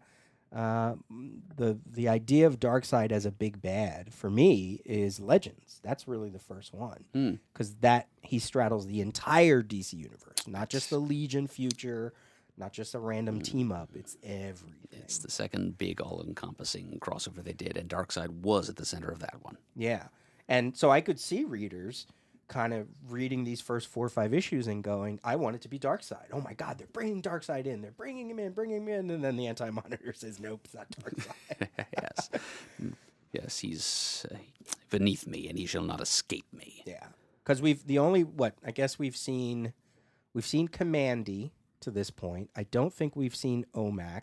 I don't think we've seen Demon. And we won't see the New Gods until just sort of like a random page later. It's pretty late. Yeah. As I recall. I think I meant when we were talking about that Justice League arc you mentioned, the Crisis on New Genesis thing. I think during that discussion I mentioned, Chris asked if Darkseid and the New Gods had much of a role in Crisis. And I said, Darkseid does have some small contribution to the good cause towards the end. But yeah, right. the New Genesis residents, I think we see virtually not at all. Right. So it's like, even at this point, Jack Kirby's Fourth World has yet to be integrated. And you almost want to say, boy, I guess it's really John Byrne was the one that kind of brought them into the larger DC universe. Proper DC universe, not superpowers, not these random, not a graphic novel, Something within the main continuity. Yeah. So in terms of construction, in terms of story stuff, again, maybe that's why I always thought the Anti-Monitor wasn't present during the scene. Some of it is to save themselves. Maybe they weren't sure what kind of design they wanted him to have. Maybe they weren't sure that it was an anti-version of the Monitor until a certain point. I don't have enough press matter to kind of look back to see if Perez ever drew preliminary sketches of the character, because we saw Pariah, we saw Harbinger in press fanzines, like right before issue 1. Did we see the Anti-Monitor before that? I don't know. I can't think back. I didn't read all the trade magazines back then. So. And I certainly didn't either. Yeah. But yeah, I'm pretty sure they would have kept that under wraps. And I'll have a point to wrap all that up when we get to the next issue. A couple of things about this one, though. He says, I do not require outside weaponry. Oh, really? Because you certainly do in issue 8. Yep, when you got that big frickin' cannon. Yeah. And why do you require the Red Tornado to go do stuff for you if you can just make things blow up with your mind? He's a massive contradiction. That's okay. Or maybe he's just boasting. Right. The Flash says, I haven't seen you do anything to prove yourself. And I wrote, really? He just destroyed universe after universe, Flash. Are you sure about that? Well, maybe he just means he hasn't personally witnessed it. True. But and I like if we can connect to what I think might happen in the finale of the Crisis on Earth CW, this whole thing of Barry Allen standing up to the Anti-Monitor. I wonder if we're going to get a scene like that, because obviously Barry Allen is a huge part of the Arrowverse. Mm-hmm. And this whole idea of just Barry Allen against the Anti-Monitor, I think I saw one tiny image of Barry Allen leaning against the wall, looking like his eye sockets were all sunken in, just like this panel here. So I'm like, oh, are we going to get this scene in there? Because that'd be great. I would love that. So I think that's all my notes, other than connecting one more point when we turn the page. All right, well, then let's do that thing. And we get to this glorious full-page splash, which I tend to forget that that's not the final image of this issue, because we've got this little epilogue with the freedom fighters after that. But it would have been a great place to hang from the cliff, is the revelation, finally, to all of fandom of what the grand adversary of this story looks like. And his words to us here are, "Greetings, Flash. I hope the anticipation has been worth it. Call me, ... the Monitor. What? And very soon I shall be ruler over all who live." But we've already had a Monitor. That's what your brain's... And he's dead now. He kind of looks like him. He's got the thing, and sort of the chops, and sort of the bald, and the thing, and the circle. What? Yes, he's got techno-organic chops. Right. I wrote in my notes, boom, turn of the page, and we get to see who it is, and it's the Monitor. And we all went, who? So there's the downside, I think, of not having it be a character. Like, I wonder, I didn't care when I read it. I just was like, oh, he's not the Anti-Monitor, right? Like, even that, we still don't get that part of his name yet. Right. It's really something that it's just a name of convenience that his opponents start calling him among themselves. We never actually hear him refer to himself as the Anti-Monitor, do we? Oh, I don't know. We'll have to check. We'll have to see. We'll keep our eyes open for that as we read on. Yeah. I mean, obviously, for drama sake, you're supposed to go, but that's the Monitor. We've had a Monitor. He's a good guy. Yeah. I wonder if some readers thought that this was the Monitor. Like, literally the same Monitor. Yeah. Just like he didn't really die, and this is a warped, embittered future version of him. Yeah, maybe. Or a parallel Earth duplicate, which is pretty much what he is, really. Right, yeah. So, I think when I read it, I just was like, that guy looks weird, and I don't think I had any cynical thought of like, oh, well, that was a letdown or anything like that, because I was a 3 to 4 to 5 year reader of DC at this point. I think it was like 4 years. So to me, it was like, yes, okay. Oh God, there's the big bad. Oh my God, what's he gonna do? I'm sure older readers probably were disappointed it wasn't Darkseid. Disappointed it wasn't some other character they'd seen before. Some other character, Well, that's cool. Often, but it's kind of an overused trope here. Now, who's the mystery character you already know that's behind all of this? Every once in a while, I think it's even better and scarier for it to be the devil you don't know. Sure. And I'm glad that they ultimately went that way with this maxi series. Just invented a brand new villain who's big enough to suit the unprecedented scale of the story they were trying to tell. Yeah. Unfortunately, DC would start. It'd be a trend, right? Like I think of like Parallax and 0 Hour. And even though it wasn't created specifically for 0 Hour. And it also wasn't a new character, It wasn't technically a new character, right. But the concept, or if you think of like just recent comics, as you talked about, creating Perpetua. Like the building, here's your universe, the DC universe. Now we've just layered the Monitor and the Anti-Monitor. Oh, Final Crisis lays the... what's that character called? Gendry?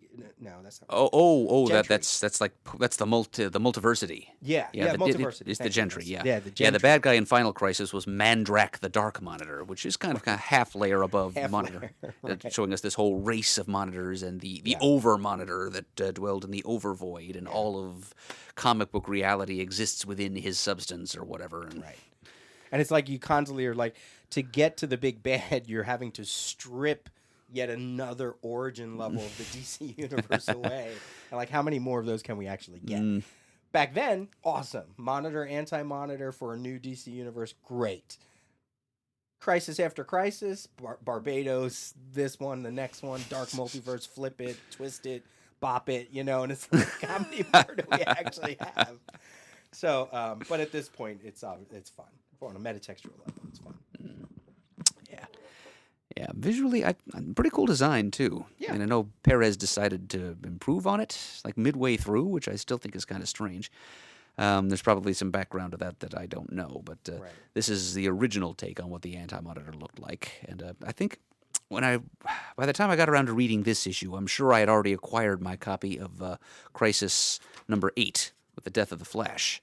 So I saw what the Anti-Monitor looked like then in his second incarnation. So I was a little surprised to see that he looked different when I got around to reading this issue. Yeah. And in a way, I think both designs have their strengths. This one's just a little more macabre. He looks more cadaverous here, so he's scarier in that respect. And those twin bits of machinery that are kind of extending from where his nostrils would be down to his chin, that was evocative of, I guess it was the third Superman movie, the one with Richard Pryor in it. The scene where the German lady gets assimilated by the supercomputer, which scared the crowd. I saw that movie for the first time New Year's Eve, 1989 into 1990. I was at my aunt and uncle's house where my parents were at a party. I had to run from the room because that part scared me. So I guess since this this facial junk he's got going on here is reminiscent of that scene from Superman 3. Boo. Oh, God, don't do that. I could have lived the rest of my life happily without seeing that image, Peter. Thank you very Poor Beth. But anyway, it's... I agree. It's a good look. And one that they did come back to after years of the other version, which looks a little more tubular, looks a little more... I don't know, rounded. The edges are too curvy for me on that other one. I see what you mean. He's streamlined. And it was almost like a warhead. Yeah. Like the nose cone of a missile. It was kind of reminded me of a whale too. I think it's probably just because of the way his upper and lower jaws show through. It kind of looks like the baleen of a whale. But anyway, it's a good, threatening design. It's got some sci-fi symbolism to it, and my other note is that the difference between the original issue and the hardcover is primarily that the background behind the Anti-Monitor is orange, which is a better contrast to the blue that we get in the hardcover. It's like bad choices. Yeah, that really did not need to be changed. I think it looks much better with the complementary color orange in the background. Yeah. One of the few splash pages we've gotten to this point. I think it's about 5 or 6. Commandy had one. This one has one. The Monitor had one in issue 1. But we don't get many splash pages, so it's kind of cool when we actually do receive one. Yep, Perez can do those as well as he can do anything else. But it's just more of his nature of storytelling to pack a page with lots of different stuff, as opposed to just one big thing.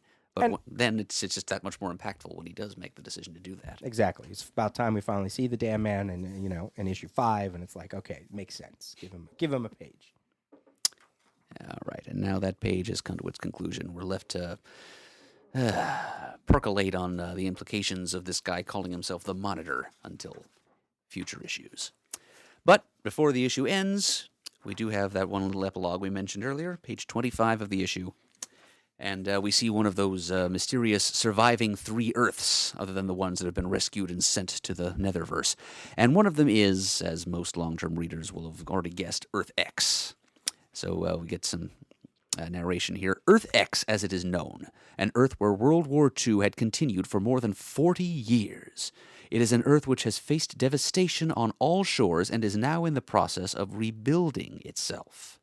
Unfortunately, Earth X is an Earth about to die, as it's another well-constructed panel here. Long, horizontal, rectangular. The whole left half of it is just white space. And that's where most of the text until that portentous final sentence that says Earth X is about to die. It's just printed on that white, just that blankness representing the non-being that the antimatter wave leaves in its wake. And that sort of trails off into the rubble, the disintegration effect as it comes to Earth X and starts to destroy it.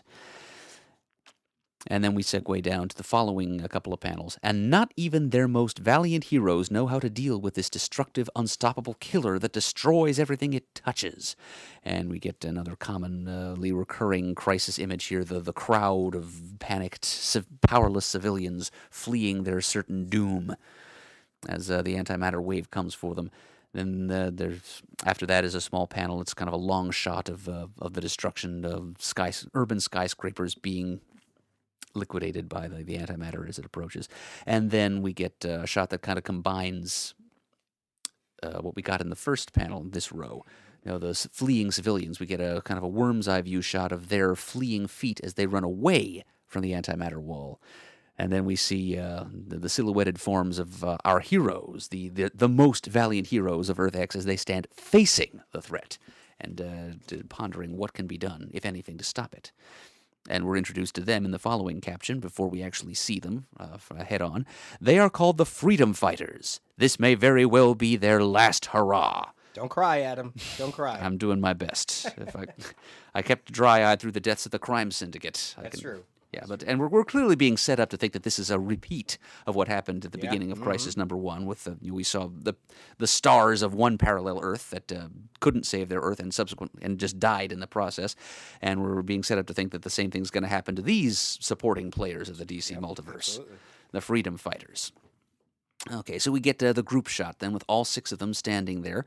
It's the fifth panel on the page. You see the red skies in the background, and they're above. The dialogue in this sequence is a little bit clumsy to me because he's taking care to mention everybody's name at least once before the issue ends. So first we start off with the Black Condor, who addresses Uncle Sam, and he says, "First it was the red skies," which are right there in the background behind him. "Now that white cloud. What's going on, Uncle Sam?"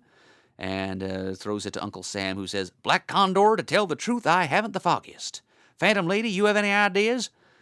And I'm making him sound Southern, but I guess if anything, he's like I've always kind of envisioned him with more of a New England accent, but truth to tell, he's probably somewhere in between. Somewhere between New England and Virginia, since those are kind of the hotbeds of the American Revolutionary Movement, where it had its strongest support in the early going. So anyway, he says that those things I just said, and then there's so anyway, maybe I should introduce them, or we'll do that in a minute. Yeah. Keep going through the story, and then we'll come back. Next panel, we get Phantom Lady answering Uncle Sam's question. "The Ray and I have tried to figure this out, Sam." And appearing with her in the panel in the yellow cowl with the fin on his head is the Ray, who says, "But it's useless. None of us has the power to stop it." Throws it back to Uncle Sam. "I reckon you may be right there, Ray. Heck, Doll Man and the Human Bomb tried attacking it straight on, and nothing worked. But I say this, friends, if we're the Freedom Fighters, if we gotta die trying to save the ones we've sworn to help, then by golly, we're gonna die trying." And they all just run headlong into, because that's gonna do anything, into the antimatter wall. And that's kind of where we leave things. And then there's that bottom panel, which very closely mirrors. It's not identical, but it's very close to the top panel on the page. It's sort of vertically bracketing this little scene on Earth X. It says, "Next issue." In the hardcover, they rather pointlessly eliminate the word "next issue," and we're left with just "next." "The Freedom Fighters, the Captain Marvel family, plus Blue Beetle, Captain Atom, Peacemaker, Nightshade, and many, many more." Exciting. So that should pretty much spell out for any longtime DC fan what the other remaining Earths are going to be. Absolutely. Although we probably don't have the number for the Charlton Earth yet, but that's the names of those characters: Blue Beetle, Captain Atom, Peacemaker, Nightshade. That's all fans would need. Yeah. So you want to go through the individual Freedom Fighters members? You want to do that? Twould be an honor. Yes. Now, these are all characters that first appeared in the comics produced by the Quality Comics Company back in the 40s. They're authentic Golden Age characters that were thrown together into a team for the first time in the 70s during one of the annual JLA-JSA crossovers. Crisis on Earth X is what it was called, and that was when Earth X as a concept was introduced. So they are Black Condor, who's he's up there flying on the top, and his birth name is Richard Gray Sr., but he eventually assumed the pseudonym of Thomas Wright. He kind of pulled a Diana Prince. His backstory is his parents, Richard Gray Sr., and his wife were archaeologists or anthropologists or something like that, and they had gone on an expedition into the Himalayas. And they died up there, and their baby, Richard Jr., had to be raised by condors, because condors live in the Himalayas, and they do that. Raise human children that they find instead of just eating them. And somehow this upbringing he got from the condors taught him the power of flight. Sure. And at least he wasn't bitten by a mongoose. No, there's no mongooses involved. No, it's... take that, wizard. So eventually he does fall into human company after growing to late childhood, being raised by these condors and learning their ways and how to fly. And so he's taught more or less human language, and he returns to civilization. And he arrives back in the United States. And the first thing he gets to do there is solve the murder of a senator named Thomas Wright, who happens to be a dead ringer for Richard Gray Jr., the Black Condor. And so he just steps effortlessly right into Senator Wright's life after that. Just makes it seem like Senator Wright was never murdered at all, and he just assumes his role and his place in Congress, and a pretty powerful role in the U.S. government, and he uses that along with the skills he learned from his Condor upbringing to fight crime as the Black Condor. And he uses like a blacklight ray pistol as his chief weapon. But his main power is simply that he can fly. Then below him, I don't think I need to tell people who Uncle Sam is in that lineup, but his background wasn't very clearly established here. He was a Will Eisner creation, wasn't he, or co-creation? Oh, that I don't know. Yeah, I think so. Just back me up on that. But yeah, Will Eisner he got a lot of work out of the Quality Company. They published some of his Spirit stories. And so he created or co-created a couple of characters for them. I think Uncle Sam was one of them. Will Eisner, writer, artist, National Comics #1. Mm-hmm. And so the deal with him was, I'm not sure how much of his origin had come to light at that point. He's kind of evolved over the decades at DC into the embodiment of the American spirit. And it was during John Ostrander's run on The Spectre, where he put forth the idea that as a conceptual entity, as an embodiment of the American spirit, he's kind of in a Spectre class. You know, kind of like the Spectre is the embodiment of the wrath of God. Mm-hmm. Uncle Sam was the embodiment of the collective will and ideology of the United States. But he's pretty powerful, regardless of what his origin happened to be. He first manifested by like bonding with a patriot named Sam back in the days of the American Revolution. And he just kind of popped up again and again in times of America's great need after that, including, of course, World War II back in the 40s. And it stands to reason that he would have stuck around longer on Earth X when World War II lasted much longer than it did on most other parallel Earths.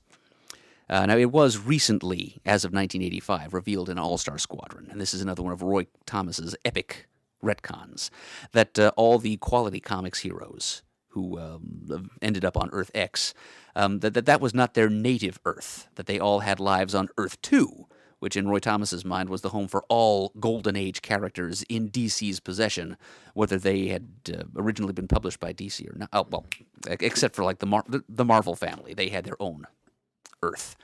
So, yeah, they're an exception there, although he did find ways to cross them over with his own Earth 2 family of characters anyway. He just didn't relocate them to Earth 2. But all the Quality Comics characters he resituated on Earth 2, and he told a story in which Uncle Sam took a group of Quality Comics characters over to Earth X to try and fight the Nazi menace there, and almost all of them ended up dying. And Uncle Sam then had to come back to Earth 2 and get a second team of freedom fighters to come back with him, and that became the group of freedom fighter characters that readers in the 70s had first come to know. Right. The group that we see standing before us here. But not Red Bee. Definitely not Red Bee, no. Nor Neon the Unknown, nor the Invisible Hood, nor any of the others that were part of that first wave. Now, these are actually, by retcon, the second wave of freedom fighters, but they're the first team of freedom fighters to appear under that name in Justice League back in the 70s. Fun. But yeah, Uncle Sam, apparently among his other powers, and this was Roy Thomas gave him this ability, was the power to create red, white, and blue vortices between Earths. So there's another hole in the Anti-Monitor's intelligence, apparently, when he thought that Barry Allen was the only one that could travel between Earths unaided, because Uncle Sam was able to do so. Possibly not at will. Maybe that power only came to him when there was a great need. Yeah. Because he didn't use that power to get the freedom fighters to Earth 1 later. They had to use a scientist's machine to do that. And who knows what happened between the start of World War I and where we are now. Because I have to assume that this is not... Well, they're saying, this war has continued for 40 years. So it's 40. It's the 80s on Earth X. So you know. Although, the war actually did end in the 70s, although okay. with comic book time being what it is. Okay. Maybe we're pretending that all that stuff that happened in the 70s actually just happened like a couple of years ago in the 80s. Anyway, so there's Uncle Sam and where he stands. Standing 6 inches small right there next to him in the little blue and red outfit, that's Daryl Dane, the Doll Man. And he had the ability, after consuming a chemical serum, he gained the ability through sheer force of will to compact himself down from his normal 6 foot height to only 6 inches tall, while retaining the full strength. So it's kind of the Ant-Man Pym particle situation. He had super dense musculature that gave him superhuman strength in his smaller size, but he still didn't weigh any more than he ordinarily would, which kind of defies conventional understandings of physics. But there you go; it's comic books. Then in the white radiation suit looking thing, that is Roy Lincoln, a.k.a. the Human Bomb. He is the son of a scientist named Professor B. Lincoln, who was working for the government on a secret explosive, like a fluid with tremendous explosive properties, like super nitroglycerin. It was called Formula 27QRX. And when enemy agents tried to get their hands on it, and they killed Professor Lincoln, Roy swallowed it to keep it out of enemy hands. And it didn't kill him, it just mutated him to the point where he could generate explosive bursts of energy. And he became the Human Bomb at that point. He wears a suit. I think he was required to wear it at all times to keep himself from accidentally damaging other people or property with his explosive bursts. The costume was made of a special fibro wax substance that could insulate his explosive releases, but no other substance apparently was proof against him. Then, in the green and yellow is, of course, the Phantom Lady. Her name is Sandra Knight, and she was the daughter of a senator, and it was eventually retconned when she was given a background on Earth-2 that she was a relative of Ted Knight, the Golden Age Starman. But since they began life at different publishers, obviously that wasn't originally a part of her background. She was just the daughter of a senator, and she moonlighted as a mysterious champion of good. She wore those black light projectors on her wrists that enabled her to put bad guys in the dark long enough for her to go in there and kick and punch them into submission, I guess. She had kind of a second life as like a good girl pinup art character. Yeah, so she was associated with an artist named Matt Baker, who was one of the earliest well-known African-American artists to work in comics. Right. And all in the yellow there is the Ray. His name was Happy Terrell. Eventually it was revealed his real first name was Lanford. He was a reporter. He went up in a balloon flown by one Professor Stein in the middle of some kind of light storm that the professor was studying, and he was struck by a beam of light during this storm, and it imbued him with light radiation-based powers. He was able to fly and emit light radiation for a variety of effects. So if you're in the DC universe and you're working with a Professor Stein, run and don't look back, because they're either going to turn you into a light being or you're going to be stuck with them for the rest of your life in a fusion persona. Right. Professor Steins don't have much luck, it seems. Yeah. Although this Professor Stein spelled his name differently. Okay. Maybe he's like the Earth 2 or X analog of Professor Martin Stein's daddy or something. But there you are. That's more or less who these freedom fighter characters are. And again, they were authentic Golden Age characters, but thrown into a Bronze Age context as a team. And they did have their own series from DC in the mid to late 70s. It lasted only... figures. I have a complete collection. Putting myself on the spot here. 14 issues, I was I going to say think? in the teens, right? Yeah, I thought it was only... Oh, no. Microphone down again. Sorry. Why does that happen every time I turn around? Literally every time I turn around to get something out of the bookshelf, it goes crashing to the floor. The bookshelf's too far away. You have to move it. Yeah. All right. So I'm looking this up now since I have to. I'm guessing 14. I'm locking that guess in. I was going to say 17. But I don't Let's see, Freedom Fighters 15. know. Oh, look, there you go. Okay, so I think there was a 16th produced, which found its way into the canceled comics cavalcade. But yeah, that was a favorite series of mine in an earlier phase of my collecting life. I kind of sought out issues of that. And it didn't take me that long to complete my collection. I think I did so shortly after we started the podcast, actually, and started going to a lot of conventions. But yeah, the concept there was that after that JLA-JSA crossover, Crisis on Earth X, the Freedom Fighters were assisted by those two teams in ending World War II. Finally, after decades longer than it should have gone on Earth X. And after that, well, you'd think that there'd be a lot for superpowered beings to do in a world that's trying to rebuild after a decades-long war and a crippling fascist regime. Having been ground into the heels of the Nazi war machine for that long, there must have been a lot of things that didn't involve beating up criminals in costume that these guys could do, but they were shown in the first issue of their ongoing series, just kind of sitting there Eating shawarma. The 70s equivalent of that. Uncle Sam was shown tossing playing cards into his top hat. Oh, boy. They got restless and asked a generic mad scientist friend of theirs, who was never named, to whip up a machine to transport them to Earth 1 so they could seek their fortune there. As if Earth 1 didn't already have enough superheroes. Yeah. But thanks to some misunderstandings, they arrived on Earth 1 in New York. I seem to recall that the mayor of New York gave them a warm welcome, since I think in Earth 1's New York City at that time, Wonder Woman was the only superhero hanging around. So they welcomed the Freedom Fighters, but some misunderstandings led to them being branded as criminals instead, and they went on the run. They became fugitives, having run-ins with various criminals along the way, including some criminals who were patterned on the Invaders that Roy Thomas was writing over at Marvel at that time, while Roy Thomas's Invaders met some characters based on the Freedom Fighters. It was a little playful exchange among members of the professional comic book writing scene back in the 70s. So that went on for 15 issues, as we've established. I don't think we ever actually get to see the Freedom Fighters getting back to Earth X, though. Interesting. There's one thing I was going to ask you about. I really think I should have... If it ever did happen on panel in the comics, it's an issue I want to own. And I'm pretty sure I don't. Well, did you get the DC Comics Presents team up with Superman and Freedom Fighters? That Definitely. happened prior to this. I mean, I'm pretty did that happen on Earth X? Or is that an Earth X story or an Earth 1 story?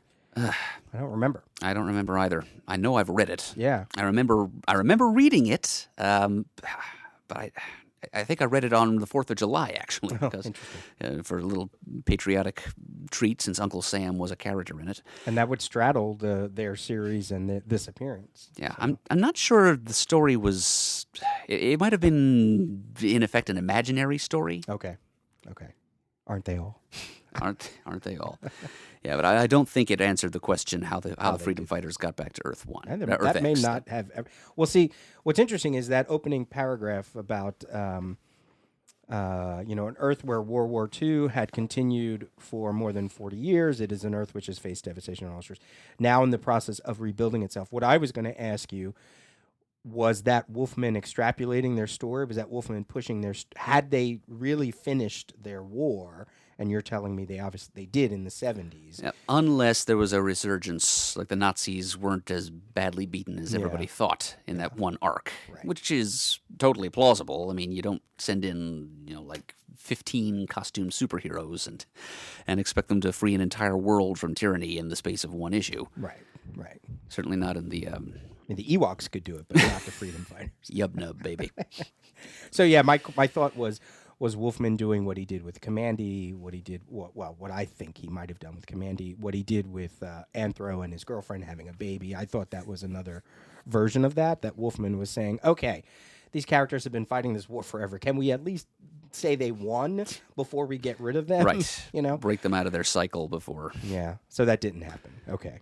Well, it's kind of interesting that you said that all they did was just sit around. How cool would it have been if suddenly they went on this whole sort of like Squadron Supreme kick before Squadron Supreme, right? In this bored utopia. That could have been interesting. Yes. There's all kinds of, a world rebuilding from years of fascist occupation, and I'm sure they could have milked some interesting stories out of that. Yeah. All kinds of opportunistic criminal forces they could have come up against. Do you have a short take on the current Freedom Fighter series? seem to think you're not so hot on it. Bought it. Yeah. And, having skimmed it a little bit, it looked kind of good. Okay. I thought you read it. Okay. All right. Good. Yeah, I haven't read it. Yeah, there's some cool moments that I witnessed. Uncle Sam releasing his full power set as the writer of the current series has it. Okay. Yeah, well, what I don't like about it is that they had to throw in fascist Justice League members. Okay. I kind of prefer the idea of the Freedom Fighters being the only superhuman force on their planet. Oh, okay.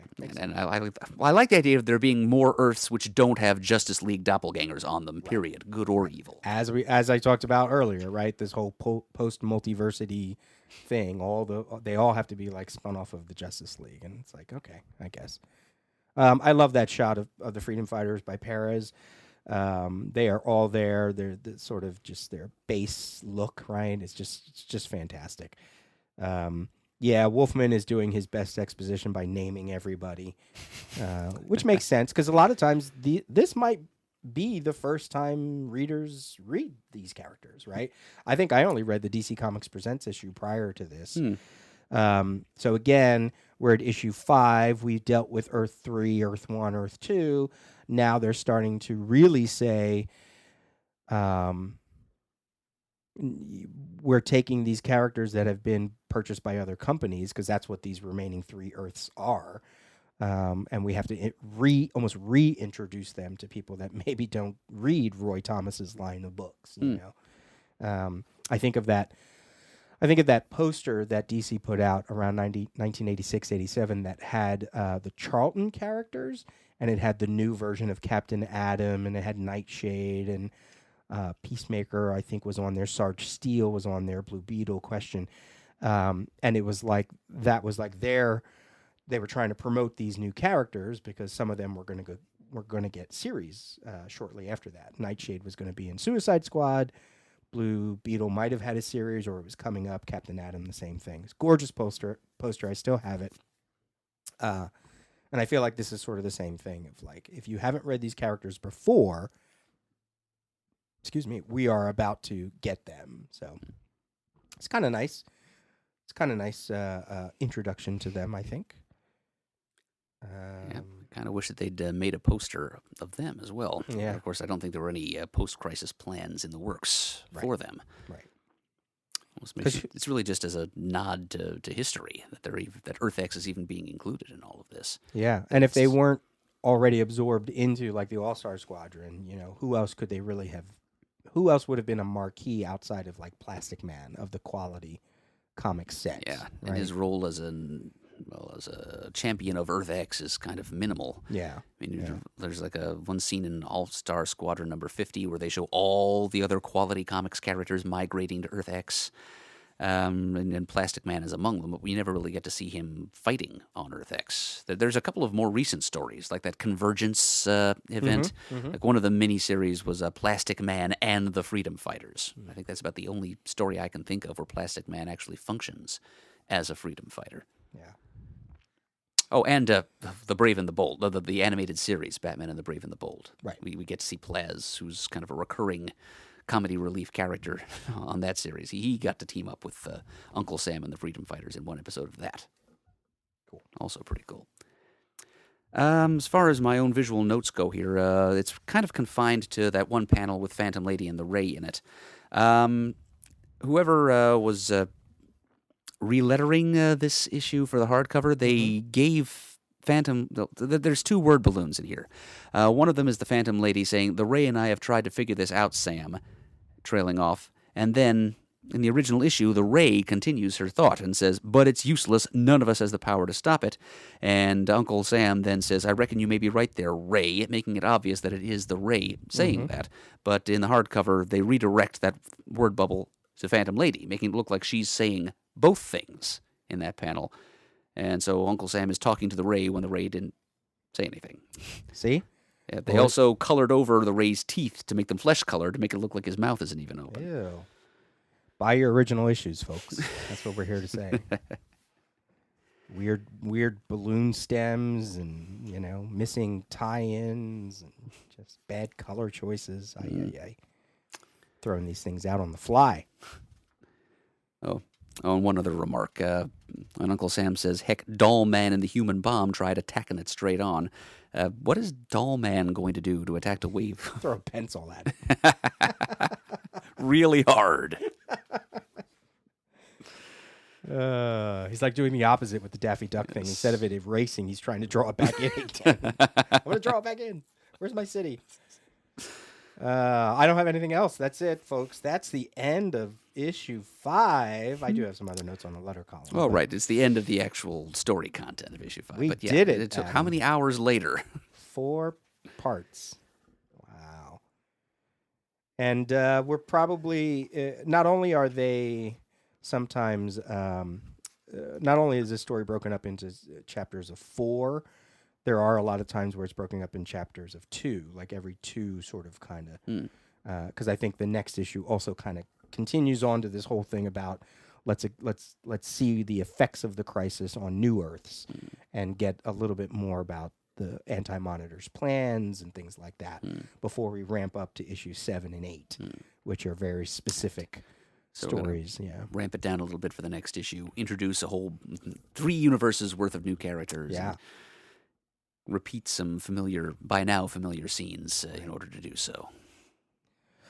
A couple takeaways from the letter column in this issue. Definitely worth a mention. Yeah, I have a whole bunch of notes. They are already thinking that the Flash will die in this series, so that's not something that's like new, whether it's in the trades or the rumors or whatever. It seems to be a current of sentiment among the fans that it needs to happen by now. Yeah. People who think that Barry Allen under Carrie Bates, I guess, has gotten so stale that better to just kill him and start with a different character than to try to redeem him. Yeah. And I love, and it's all from this first writer, this Jerry Desrosiers. I don't know how you pronounce it. Desrosiers. Jerry D. from Arlington, Virginia. I mean, he's got a lot of things here. Like he just about nails the outcome about the One Earth and the generational timeline. He calls it the multi-generational span of heroic adventurers. The interesting speculation of his is that it's going to be a chain of Supermen. Yeah. Kind of like what John Byrne ultimately did with his Generations series. Although that was, that's not really what John Byrne did, because it was really just one Superman all through, and a few other secondary legacy bearers thrown in alongside, his descendants, while Superman just continues living since he's functionally immortal.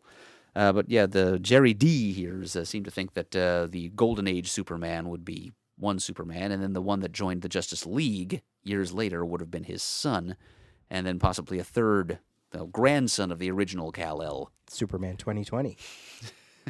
Right? Do you remember the backup stories from Superman? The Superman 2020. Who is Superman of 2020? I remember hearing of them. Never read one. Never read them. Okay, yeah. Where the original was the grandfather, his son is the middle one, and then they skip right to this younger one who doesn't have the S emblem on his chest yet. It's almost like he has to earn it, I think, if I remember the stories right. And then eventually he does get him. But it's the Superman of 2020. I think we'll be hearing more about that character this year. Oh, yeah? Well, I know this is just speculation on my part. Oh, okay. But since it is 2020, Marvel's doing this whole big thing with Iron Man 2020 this year. Right, yeah. I think DC would at least, do a collection of those old backup stories for this year, if not do something new with the character. And you could say that's kind of what they did with like DC 1 Million, right? That's an extrapolation of like a Superman for generations. Like all the Clark Kents or Kal-Els or Clark L's or Kent, whatever, leading up to the DC 1 Million. The legacies are eternal. Yeah. He also says here something about the death of a universe is felt across its centuries, which I liked.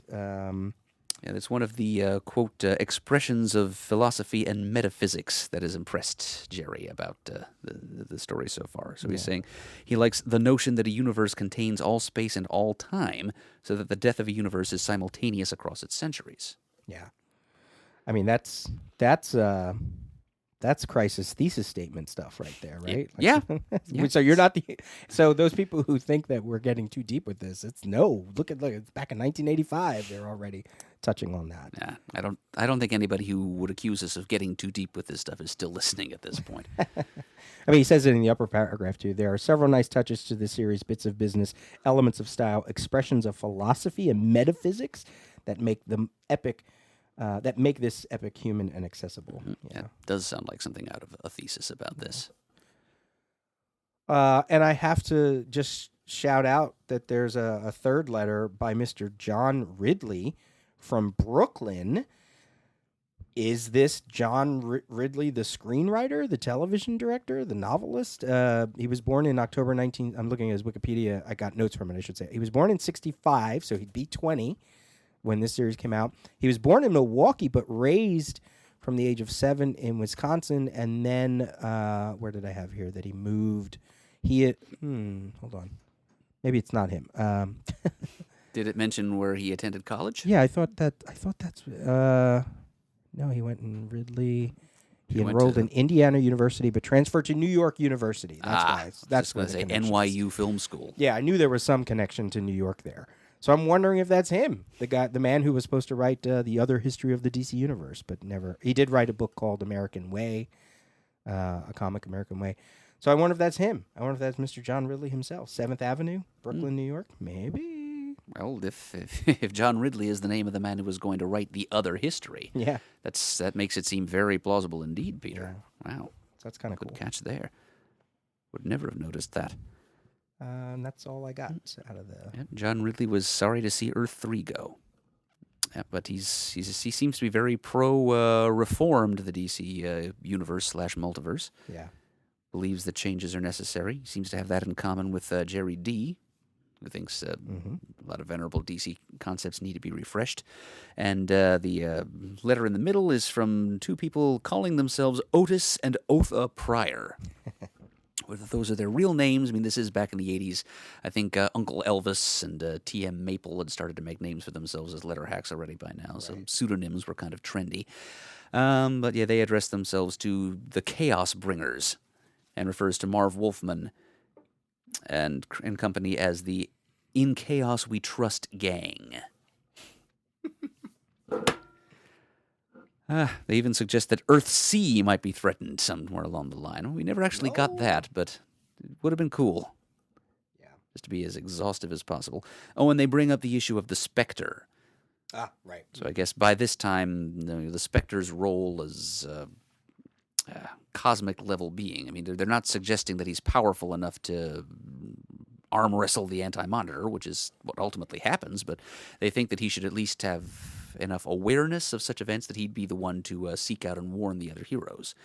And it's the only one of these letters that actually gets an answer in this column, but the answer is the Spectre, along with our other mystical characters such as Dr. Fate, Phantom Stranger, Madame Xanadu, etc., will indeed play a major role in this series. In fact, some of them start turning up in this very issue.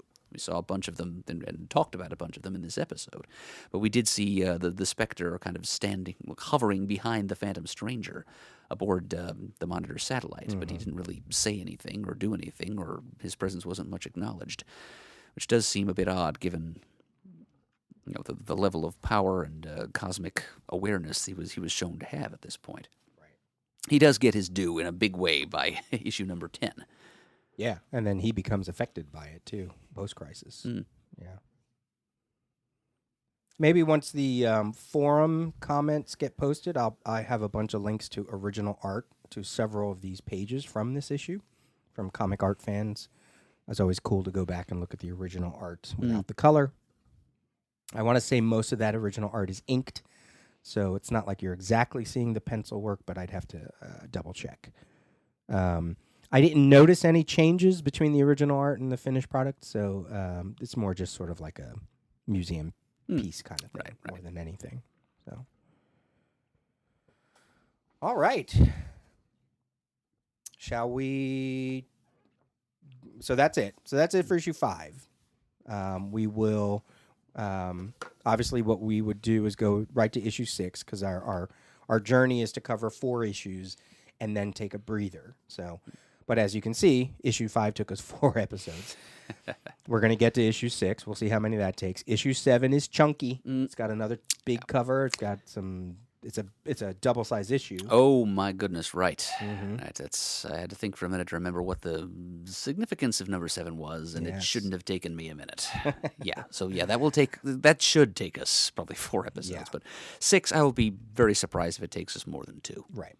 and then we'll wrap it up with issue 8. Obviously, I'm just who knows when we'll get to all this, but then should we get to issue 8, that's when we would take our next interlude break and talk about some tie-ins. But really, for now, we're focusing on the issues themselves. So we should wrap up this episode with some feedback. Sounds good. Some feedback that from the forums, the ones Adam's going to pull up the forum, but I have some here as well that I'm not reading every single word because it would just we'd be here for another 5 hours if we did that. Seems like most of the feedback to episode 19 on thecomicforums.vanillacommunity.com, it has to do with how people couldn't download the episode. So we apologize for that, technical difficulties and all. And thanks, as always, to our new techno ranger, Ian Levenstein, who was able to figure out what the problem was and to make that episode available to all, as it should be. It was ultimately my fault, I think. It's... well, the way we release these episodes, the software is very sensitive to unconventional typography. So special characters just throw it totally off kilter. So I tried to put the accent mark over the E in George Perez, and that was enough to somehow make the episode Make it explode. not appear where it was supposed to. So I fixed that at Ian's request, and I think everything went smoothly from there. That's all right. We're the beauty and the talent, so that's okay. Other people can deal with the tech. But there are some comments about the cover. I liked what Pants has to say about the cover. He says, Pants, Brian Chrisman from CGS. Yeah, that Pants. Yeah. I tried to track down a scan of the original cover art for issue 5. Unfortunately, the owner of the cover, whose identity I do not know, has not made public any scans of the artwork. I have it on good authority, however, that the image of the two Earths was done as an overlay, and that there is likely artwork on the board underneath. Wow. Could you imagine? Buried headshots on this cover. I can imagine, and I desperately would like to know what other hidden Earth 1 and Earth 2 headshots lie beneath the tectonic plates of Earth 1 and Earth 2 there. Yeah. Now, the only sort of counter argument I would sort of say to that is a lot of the heads where we can see them, the next person is pretty smack up against the next headshot, whereas Wonder Woman looks kind of empty around, and Hawkman, looks sort of empty around. But we see who's a side of Hawkman, but we don't see who's a side of Wonder Woman. So see how she has some star stuff behind her, whereas most people are pretty packed in there. But who knows? I'll take that point. I would love to know. It's kind of odd that we haven't seen it made public yet at all. Some artists, art collectors are like that. They don't want to show the artwork that they have. I totally get that. Don't want, or at the very least, don't want it known that they're the owner. Right. They'll be pestered with lots of piddling offers to buy it from them. But I would love to know who's on there. I think when we did the cover, we made some speculations on who we were kind of surprised this person was on it, this person wasn't on it. So I would love to know that. And then Pants says, do Fog and Monocle appear anywhere else in Crisis other than this cover? And I know Adam addressed that in the episode that we recorded. Yep, and you addressed it also on the forum. Oh, did I? Yeah. I don't remember. Yep, actually, I think it's more likely that you're the only one who addressed that. I don't remember answering that question. Oh, I thought you said, I thought you mentioned that Monocle. Oh, no, the Monocle does appear in, does he appear? I can't remember now.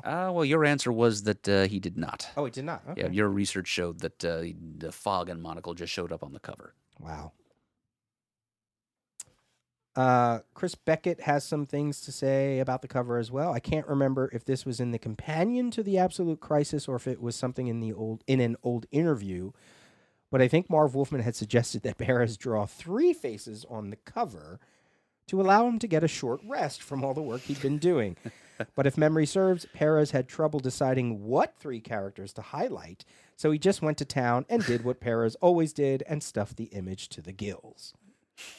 That sounds about right. Yes, that's very typically Perezian workaholism. Yeah. And that's exactly why we adore him as much as we do. Although, a bit of a counterpoint here while we're talking about Perez and his artwork. This is from our friend Eric Nolan Wethington of Tomorrow's Publishing. And he writes, Peter, I don't want to take anything away from George's work on this cover in terms of making the characters identifiable, but a lot of credit should go to the various artists who made such distinctive character designs to begin with. It's been a long-standing industry standard that a character should be identifiable even in silhouette whenever possible, and several of the characters shown here could be identified even if they were completely blacked in based on the design work of those artists.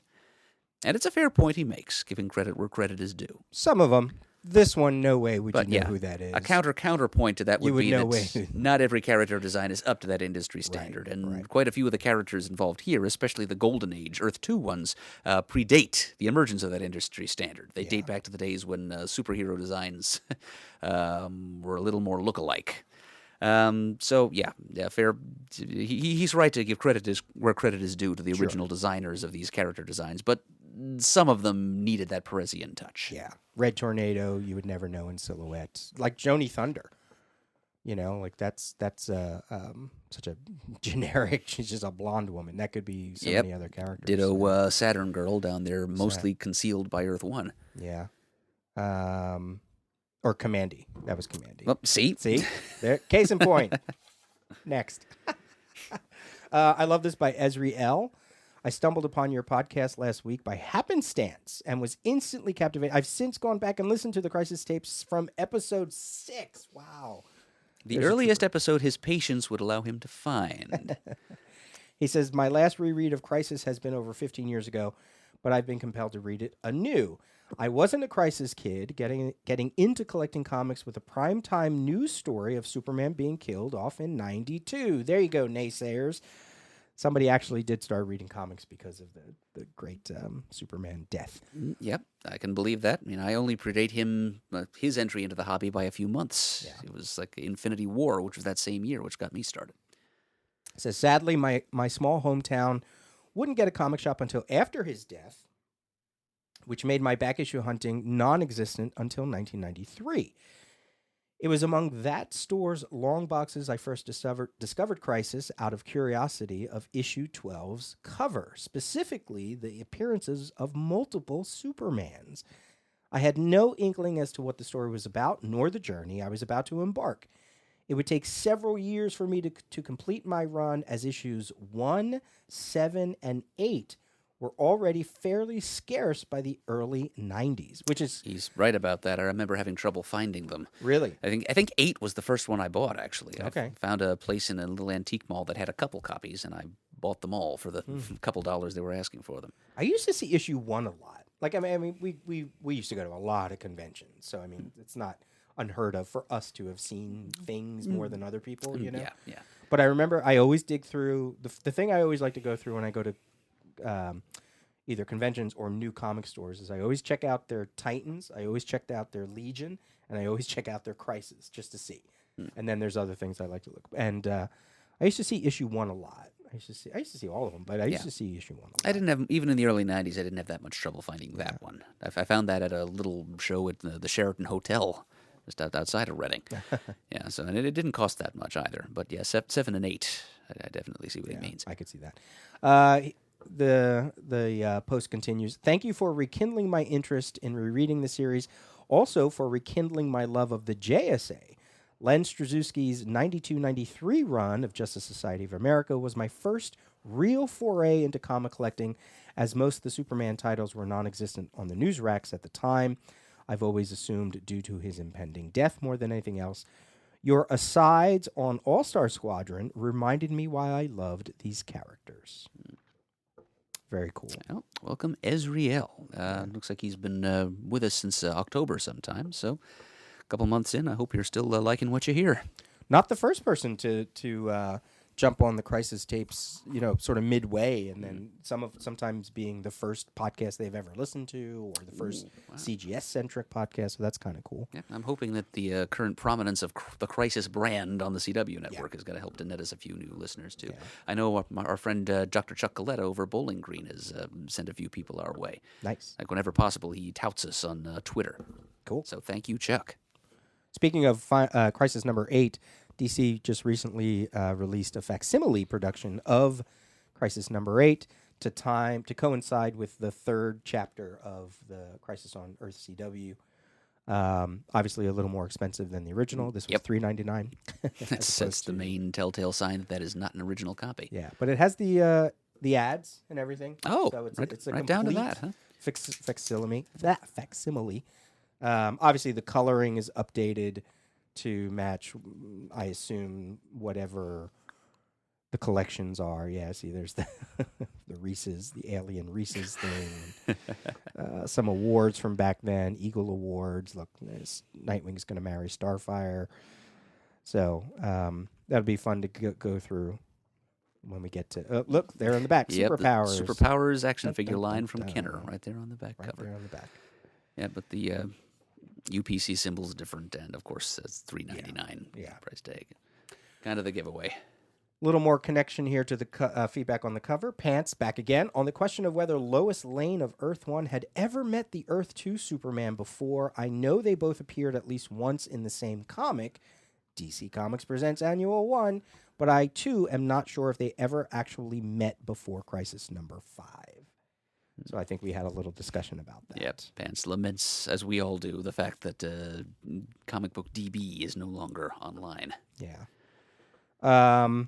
Well, go ahead. before you move on to the next thing you have, I thought I might use the mention of DC Comics Presents Annual Number 1 as a segue to something on Facebook. I would be remiss if I didn't mention this because I never responded directly to it. But it's Eric Bennett, who goes by Thorell on the forums. He posed this question to me after he like 3 weeks ago, had dug out a few DC Comics Presents annuals.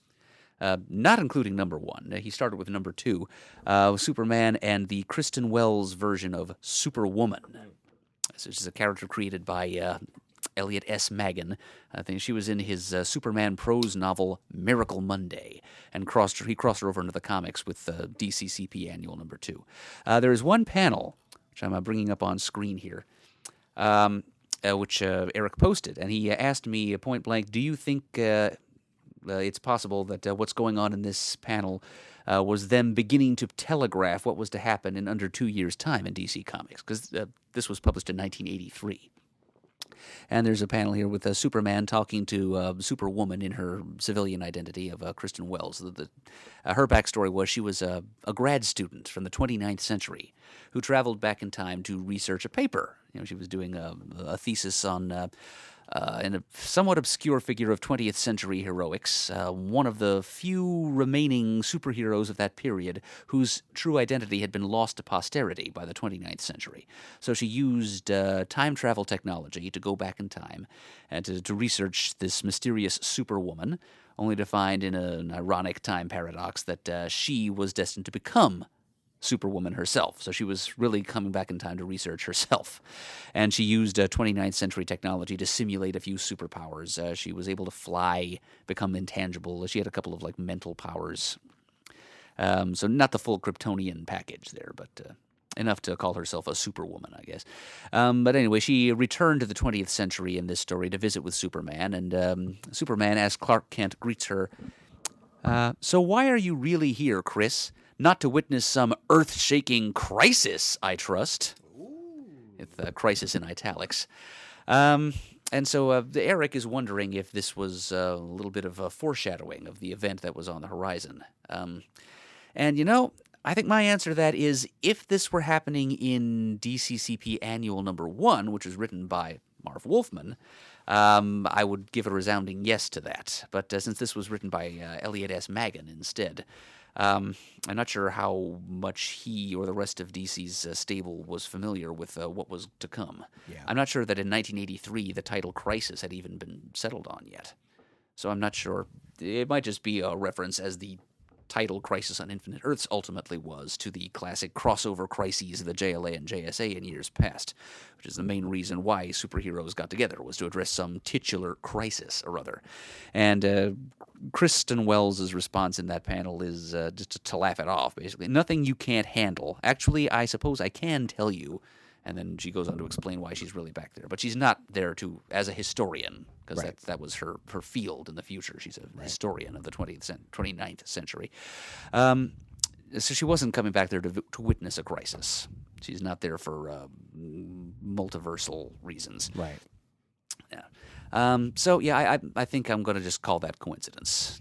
It's one of those fun little synchronicities we like to point up on this podcast, Yeah. but I don't think it was really Yeah. foreshadowing of the big crisis that this podcast is about.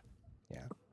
Well, there's an untold story though. Maybe you could have a post-crisis retcon of that, and Superwoman's not to be found anywhere, obviously. No, not that form of her anyway. Yeah. Yeah, they did bring a form of Superwoman into post-crisis continuity eventually.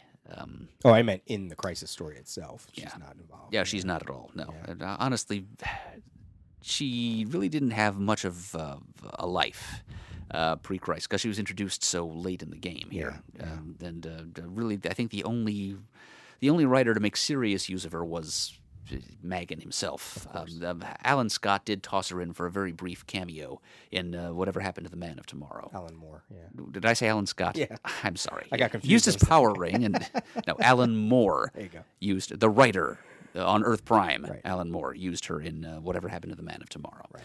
And I don't think she had any dialogue, but she did appear a couple of times in stories penned by Magan. And it's a character that I've always kind of liked after stumbling across her by accident in a back issue bin. And it would have been nice if she could have found some role in Crisis. And being a time traveler, it wouldn't have been too difficult to stick her in there someplace. Right. Especially as we explore the history of the DC universe after the fact. Yeah. Like, is there a place in the post-crisis 29th century for a character like Kristen Wells? Well, DC, they were all about strip mining anything that had to do with Superman, stripping it away, right? Like just clearing the decks. Making him unique again. All the doppelgangers gone. So there was. If they're not going to keep Kara Zor-El around, they're sure as heck not going to keep Kristen Wells around. But now that the name Wells has got some resonance with fans of with DC lore and other media, somebody might remember her and use her someplace. That'd be great. Oh, see, stories upon stories that you can only get here on the Crisis Tapes, folks. That's right. By the way, I'm sorry. The way my computer prints out, it prints out like page 3 before it printed out page 2. So that note from Pants was actually in response to one of the episodes. Let me go back to the last thing I have about the episode on the cover. Bionic Dave. Again, a lot of these comments I've shortened. This series of podcasts is always fantastic with its patient granular analysis. Granular analysis. Thank you. Granular analysis of the number one event in the comic book history. But this episode in particular went above and beyond in showing off the talents and the creativity of so many writers, artists, and editors across the first decades of DC. Meaning, as we went through all the faces and we talked about all the various creations of some of these characters and it really does give a nice showcase of, sometimes more than DC wants to acknowledge, but of all the creators and all of their creations and all their contributions to the larger DC universe. All right, so then now we go to Crisis Tapes number 20, which is on issue 5, pages 1 through 8. This is what I pulled from it. And by the way, I did not pull anything from Facebook, so I apologize about that. I'm sure there are some comments there that Adam can check out or whatever. This was Troy Bowen. Gentlemen, I am new to the Crisis Tapes, but I have devoured them. If only this were weekly, bi-weekly, or dare I say monthly. I just wanted to... You may dare say that. So do we. Yeah, we dare say it all the time. We just don't always dare do it. Right. Eric Nolan Weathington, this is about Jerry Ordway coming on board as inker. George told me that he learned a lot from Jerry during this time and began incorporating much of what Jerry was doing into his approach when inking his own work, and I think it clearly shows. So... yeah, that totally makes sense. I mean, Ordway, when I think about All-Star Squadron, I think about that classic Jerry Ordway art. If I think of Infinity Inc., classic Jerry Ordway art, right? To me, Earth 2 DC Comics, Jerry Ordway, right? He started off as an inker, though, on All-Star Squadron. I think, both you and I, we have a fondness for that series. I started to go back and read that series again. I only got up to like the second or third, right before Infinity Inc. came into it. And when I was reading those first issues again with the very strong, and I can't remember who the artist now, and it just, that floors me that I can't remember who it is. but it has a Jerry Ordway feel because he's the inker. And I'm like, oh, right. I forgot. He was not a penciler first. He was an inker. So it's kind of cool that, Perez took a lot of what he learned from it. And you can sort of see it, especially in faces. Ordway tends to have a nice softness to faces, whereas Perez is a little bit an elasticity. Yeah. So that's cool. That's a cool little bit of backstory there. Yep, and it's the kind of insight that only Eric Nolan Withington can provide us, because he's got lots of insider knowledge knowledge of and connections to all these creators. Yeah. DM Hate says, I love this. Speaking of that scene where they shoot the Monitor's dead body into space, I'm not sure if I've ever really focused on it before. I understand doing this from a thematic perspective, bringing to mind either a burial at sea or even more to the point you made of reference to the end of Star Trek II. I'm not so sure, however, if it was such a bright move on the character's part, though. And while in the story it never had short-term consequences, I wonder if this didn't set the pattern Harbinger followed after History of the DC Universe when she just casually shot her recording into space. I love that. And if it wasn't for her shooting that damn thing out into space at the end of History of the DC Universe, we wouldn't have got Millennium, right? So her shooting the... Oh, yes, a terrible tragedy could have been averted. If listeners don't really...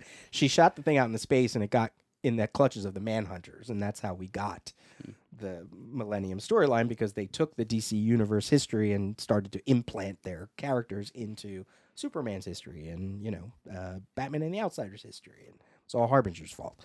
So, so that untold story of shooting Monitor out there is still floating out there somewhere. Or some bad guy has already harvested his organs for evil. Yeah. Oh, my. That was all I really pulled from those things. I think we ought to go back and look at what Eric posted a little bit further. What was that? Eric Nolan Withington, after giving credit to Ordway for the influence he had on Perez's own inking style, he said, also, Jerry was initially asked to start inking with issue number 6, but started an issue earlier, namely the issue we just finished talking about, when editorial called and begged him to start with number 5 instead because George was threatening to quit. Presumably over Mike DiCarlo's inking style, although Jerry didn't give me the actual reason. Jerry did it. Oh, so he's speculating, folks. This isn't concrete. Gotta be careful with this guy. He's admitting. We said, show your homework. I don't want speculation. I want proof. He's a responsible journalist I want proof. and chronicler. Jerry did it, but had to finish his assignment inking Byrne on Fantastic Four, which went on 2 issues longer than planned, and he had to talk to Julie Schwartz into letting him just ink the DC Comics Presents annual he was supposed to be to pencil and ink, while still inking 2 highly detailed Crisis pages a day. George was sending him pages pretty much every day, and Jerry had to turn them around within a day to stay on schedule. He had to bring in Al Vey, who at that time was still trying to break in, to ink backgrounds on Byrne's FF and the DCCP annual, but inked all of Crisis himself. It's pretty amazing that it looks as good as it does. Wow. We'll have to see, because I remember when we did the interlude episode, Amazing Heroes... One of the Amazing Heroes, when Crisis 2 was being solicited or shipped, they had it in there, because this was one of the things we pointed out, that Jerry Ordway was coming on board. So I have to see if they already announced what issue they, did they announce he was coming on with issue 5? Because I made mention, when Crisis issue 2 hit, we already knew that Jerry Ordway was going to be the artist, so, or the inker, the replacement inker. So the timeline, I guess, would play out if they're announcing that issue 2 is coming out. Perez, I hope, would already have been on issue 5 or 6 by then. So, that was one of the things we found out in that interlude issue, that we always knew Jerry Ordway was coming in, which I didn't know as a kid, because I didn't know who Jerry Ordway was, really. I and certainly didn't have access to a lot of that fanzine stuff. So, yeah. And hey, we already talked about Mike DiCarlo's inks on issue 4. They're not strong. Yeah. But neither is juicy Perez's stuff, though, if Eric's conjecture is correct. Yeah. That Perez was complaining about DiCarlo. I mean, Perez is no stranger about complaining. He complained about the flexograph process of issue 1, where he was like, my artwork is not going to be destroyed by your, fancy schmancy printing process. But his artwork too in that issue was a lot looser than what Mike DiCarlo could handle. You know what I mean? Whereas Ordway could truly be a finisher sometimes more than just an inker. Oh, I feel like DiCarlo's was more, in my experience, an inker more than anything. So if you only give him so much, how much more is he going to put on there? And it doesn't even look like Perez art even more anymore. So, okay, is that it for that? That's all I really pulled for that one. Kind of incredible how in demand Ordway was in the mid '80s. He was a beast. Did you see him today? You should follow his Twitter today, folks, if you don't. I mean, he's still pumping out fantastic commissions. And they just put out his the 30th anniversary of Batman 1989, the adaptation that he drew. I mean, his commissions to this day are just gorgeous. They're just... I think he's doing a Marvel one-shot, some random Invader story, I think, in celebration of their 80th anniversary. Oh, yeah. I think I remember. Was it the Bermuda? Mm-hmm. Oh, yep. Actually, I already have that one. Yeah. Yep, that came out a little while ago. Always a fan of his stuff. Oh, wait. I think he's... Did he draw this? One of the artists in the first 100-page Crisis Giant. Maybe not. It's saying Tom Derenick. I thought... Well, there's more than one story in here, too. He does that cover. I think he does the cover for issue 2, where the Arrowverse characters in comic book form are standing over like a computer console, and then they're looking at destroyed worlds. That is an Ordway cover. So Crisis on Infinite Earths number 2, the DC 100-page Crisis on Infinite Earths, will have an Ordway cover on it. So, yeah, that's cool. It's cool. I'm going to get lost in this if I keep looking. So yeah. I got to stop. Put it down. Avert your eyes. Thank you, Pants. All right, so then we go to Crisis Tapes 21, feedback, issue number 5, pages 9 through 19. This is where I said, when Pants was talking about the 2 Lois Lanes meeting, that's really where that continues. So let me continue Pants' thought. He says, Peter, the idea you mentioned of having the sole female members of Silver Age teams appear in a story together is something I can't believe hasn't been mined. Bonnie Baxter, a Time Master, Zinda Blake from Blackhawks, June Robbins, a Challenger, Judy Walton, a Sea Devil, Elastigirl from the Doom Patrol, Platinum from the Metal Man, and add I love this, Karen Grace from Task Force X, and you've got a great team all on its own. That would be hot. That would be great. I have to think that that's something Darwin Cook would have done. Oh, yeah. Eventually. Yeah. Stayed with us a little longer. All right. So there you go. We have any writers out there? Tom King, do you listen to this podcast? Write that story. All right. Now let me go back to the top here. Let's see. Oh, okay. Ezra L. again. Quick thought here. I've often wondered if the Peter Parker cameo in this issue was an homage to the late 70s, early 80s cameos of Clark Kent in Marvel titles. Kind of fun. I know Clark Kent showed up in a Walt Simonson Thor around the early 80s there. Let's see. That's about the CW. DM Hate. When Batman and a group of heroes, villains, and cavemen from Anthro's tribe show up in Wayne Manor, every time I read the scene, I wonder what happens next. How does Batman get these villains out of his home? And does having them all here endanger his secret identity? Well, there actually is a Crisis in-story beat to all of that. Should any of those heroes be smart enough to realize they're standing in the middle of Wayne Manor and that's Batman's identity, it doesn't matter because when we get to the Great Villain War, if you didn't go back to the dawn of time, you don't remember anything. So none of the villains went back. Pretty soon, even the ones that did go back to the dawn of time don't remember much. Exactly. So there is an in-story answer to that. No, they will not remember his identity. And there's no real reason for any of them to jump to the conclusion that this is Batman's house they're standing in either, since he might have just been randomly warped there the same way so many of them were randomly warped there. Absolutely. Let me see. Bionic Dave, 2 requests. Please consider recording a special episode even a mini or a segment when you guys do a more thorough analysis of the Crisis on Earth CW series. What are our thoughts on that? Well, I'm committing the whole thing to videotape, so we will be able to revisit it anytime. And so even if it takes us a couple of years to come back to it, it's there. Yeah. It'll be preserved. As long as I've still got a working VCR and I've got a couple of backups. So I'm pretty sure we'll be okay there. I think the beauty of that series, especially because Marv Wolfman has been involved with it, and obviously Mark Guggenheim is no stranger to comics. What I like about it, there are several large Crisis beats that echo the comic.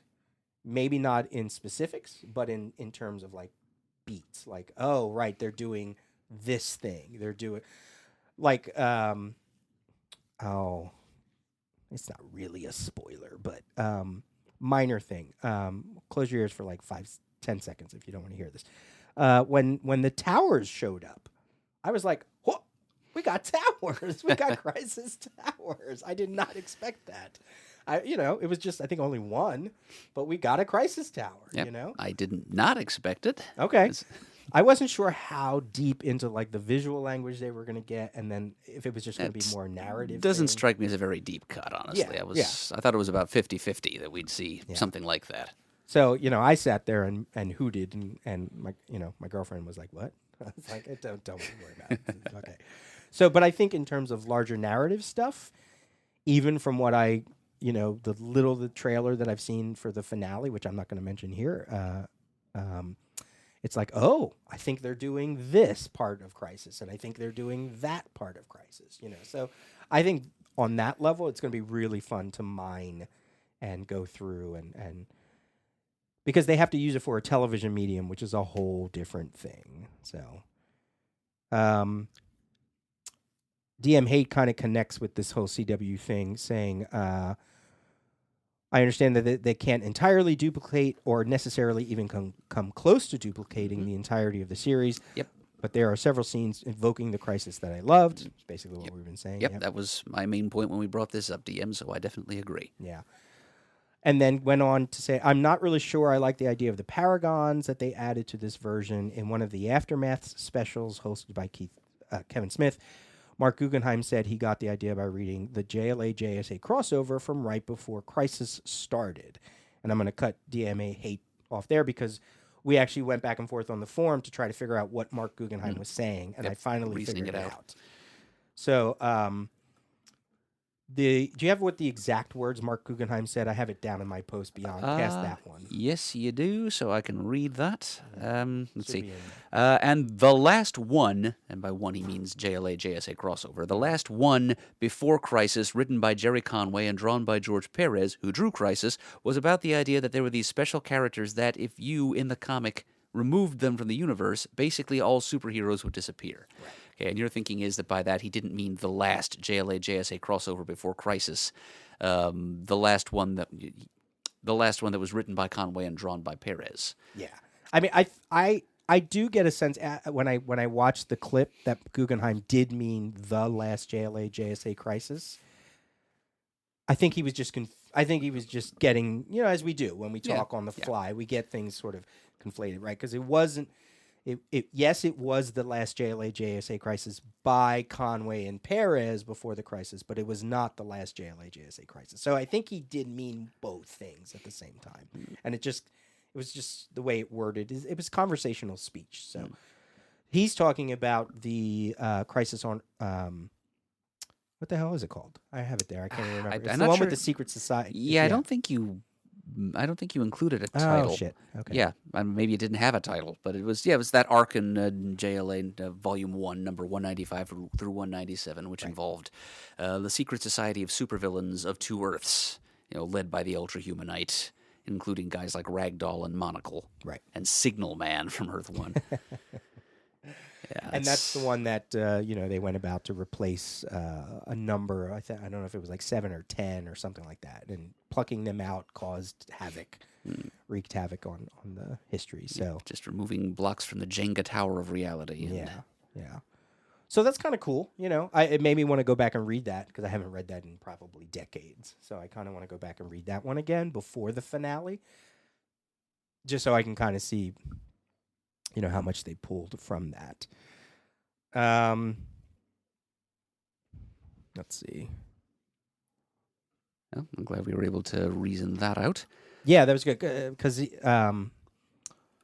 DM Hate seemed to think that it was about the family crisis, which is the truly official JLA JSA right before Crisis, but that was by Kurt Busiek and Paul Kupperberg. So we managed to figure out. And the name Paragon, there was a Paragon villain in JLA, but we managed to pinpoint where it came from. So it was kind of a composite JLA character from your description. Yeah. I'm pretty sure I have that issue. It's fantastic. It's an early Busiek story. Yep. Chuck Patton on the artwork. It's really good. He's basically like, what did I say? Prometheus meets Taskmaster. There was one other DC character you mentioned. A mashup of Amazo and Prometheus. So he's a one-man Justice League. Yeah. Ah, such a good one. Such a good issue. Ah, so good. That could exist today. Like you could read that story today and just be like, that was a good issue. Yeah. What else do you have on there? I don't have much more. Let's see where else we can. Well, one more thank you to Eric Nolan Wethington for giving us a little background about Warlord, Mike Grell's Warlord, and the original intention for that character to stand alone outside of DC continuity. Right. I still want to know their decisions behind just sort of, you know, somebody somewhere along the way was like, bring him into the DC universe, you know. Like what Eric said, there's, you know, we can guess that that's what they did, but, or was it Wolfman and Sanderson? Like, did they was Wolfman like, no, bring him in? You know, whose decision was it? That's what I want to know. It's like, who got the money eyes, right? And said, let's bring Warlord's about to end. Let's bring him into this so we can get. It could have been that, right? Have him meet Superman to sell more books. Yeah, I mean, there was a panel with Warlord and Amethyst also going on sort of around that time. So it could have just been, as all great crossovers do, they are marketing. They're marketing. I mean, if you ever read Alan Moore's proposal for his unpublished Twilight series. Twilight of the Superheroes or something like. Yeah, I did read that like 20 years ago. Right. He has paragraphs about the marketing aspect behind it. You know, in terms of toys, in terms of spin-offs, in terms of crossovers. Good to know that he wasn't naive about all this. Even back then. No, not at all, not at all. So it could very well just be.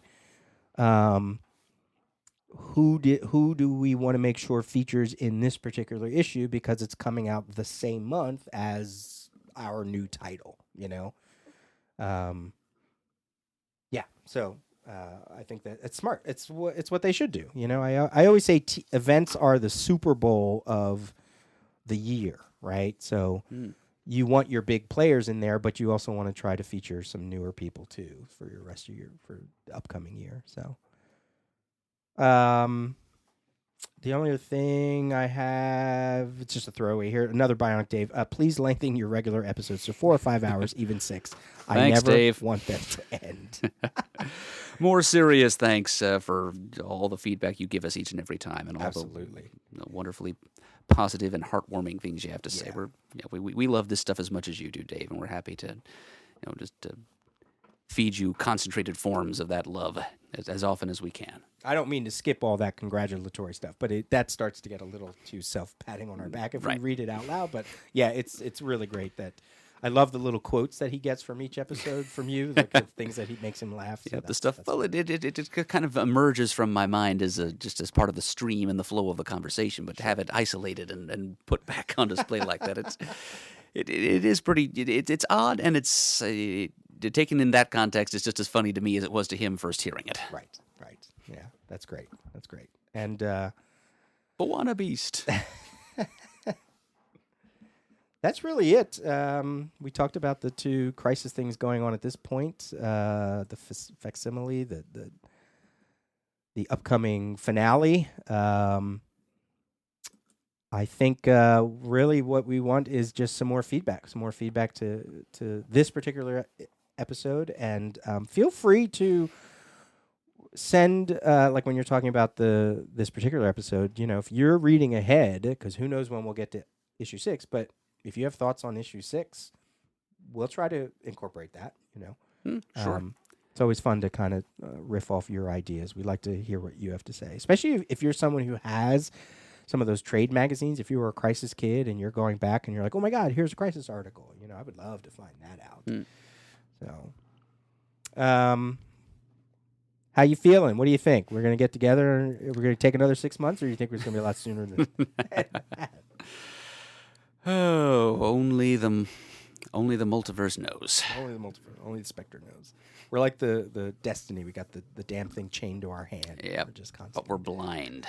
And we can't read it. No, this has been fun. I'm always for it. If anything, everybody's in a crisis mode, so it'd be kind of really cool to burn through this second act, because this is the big stuff. The last 4 issues are also big, but I feel like this middle act is like lots of stuff to talk about. So we're just about to the end of the build-up. Yeah, but issue number 6 might be the last easy time we'll have of it. Right. All right, but anyway, the place to go to leave that feedback, which we very much appreciate and would like to see, is at thecomicforums.vanillacommunity.com. Also is the recently formed Facebook... we've always had a Facebook page, but now we've got a new discussion group we've started there, which is the Comic Geek Speak Super Group. So seek that out if you're not already a member, and request to be admitted. And we'll be posting something about this episode there, and there will be the equivalent of a talkback thread there, too, if you prefer Facebook to a forum.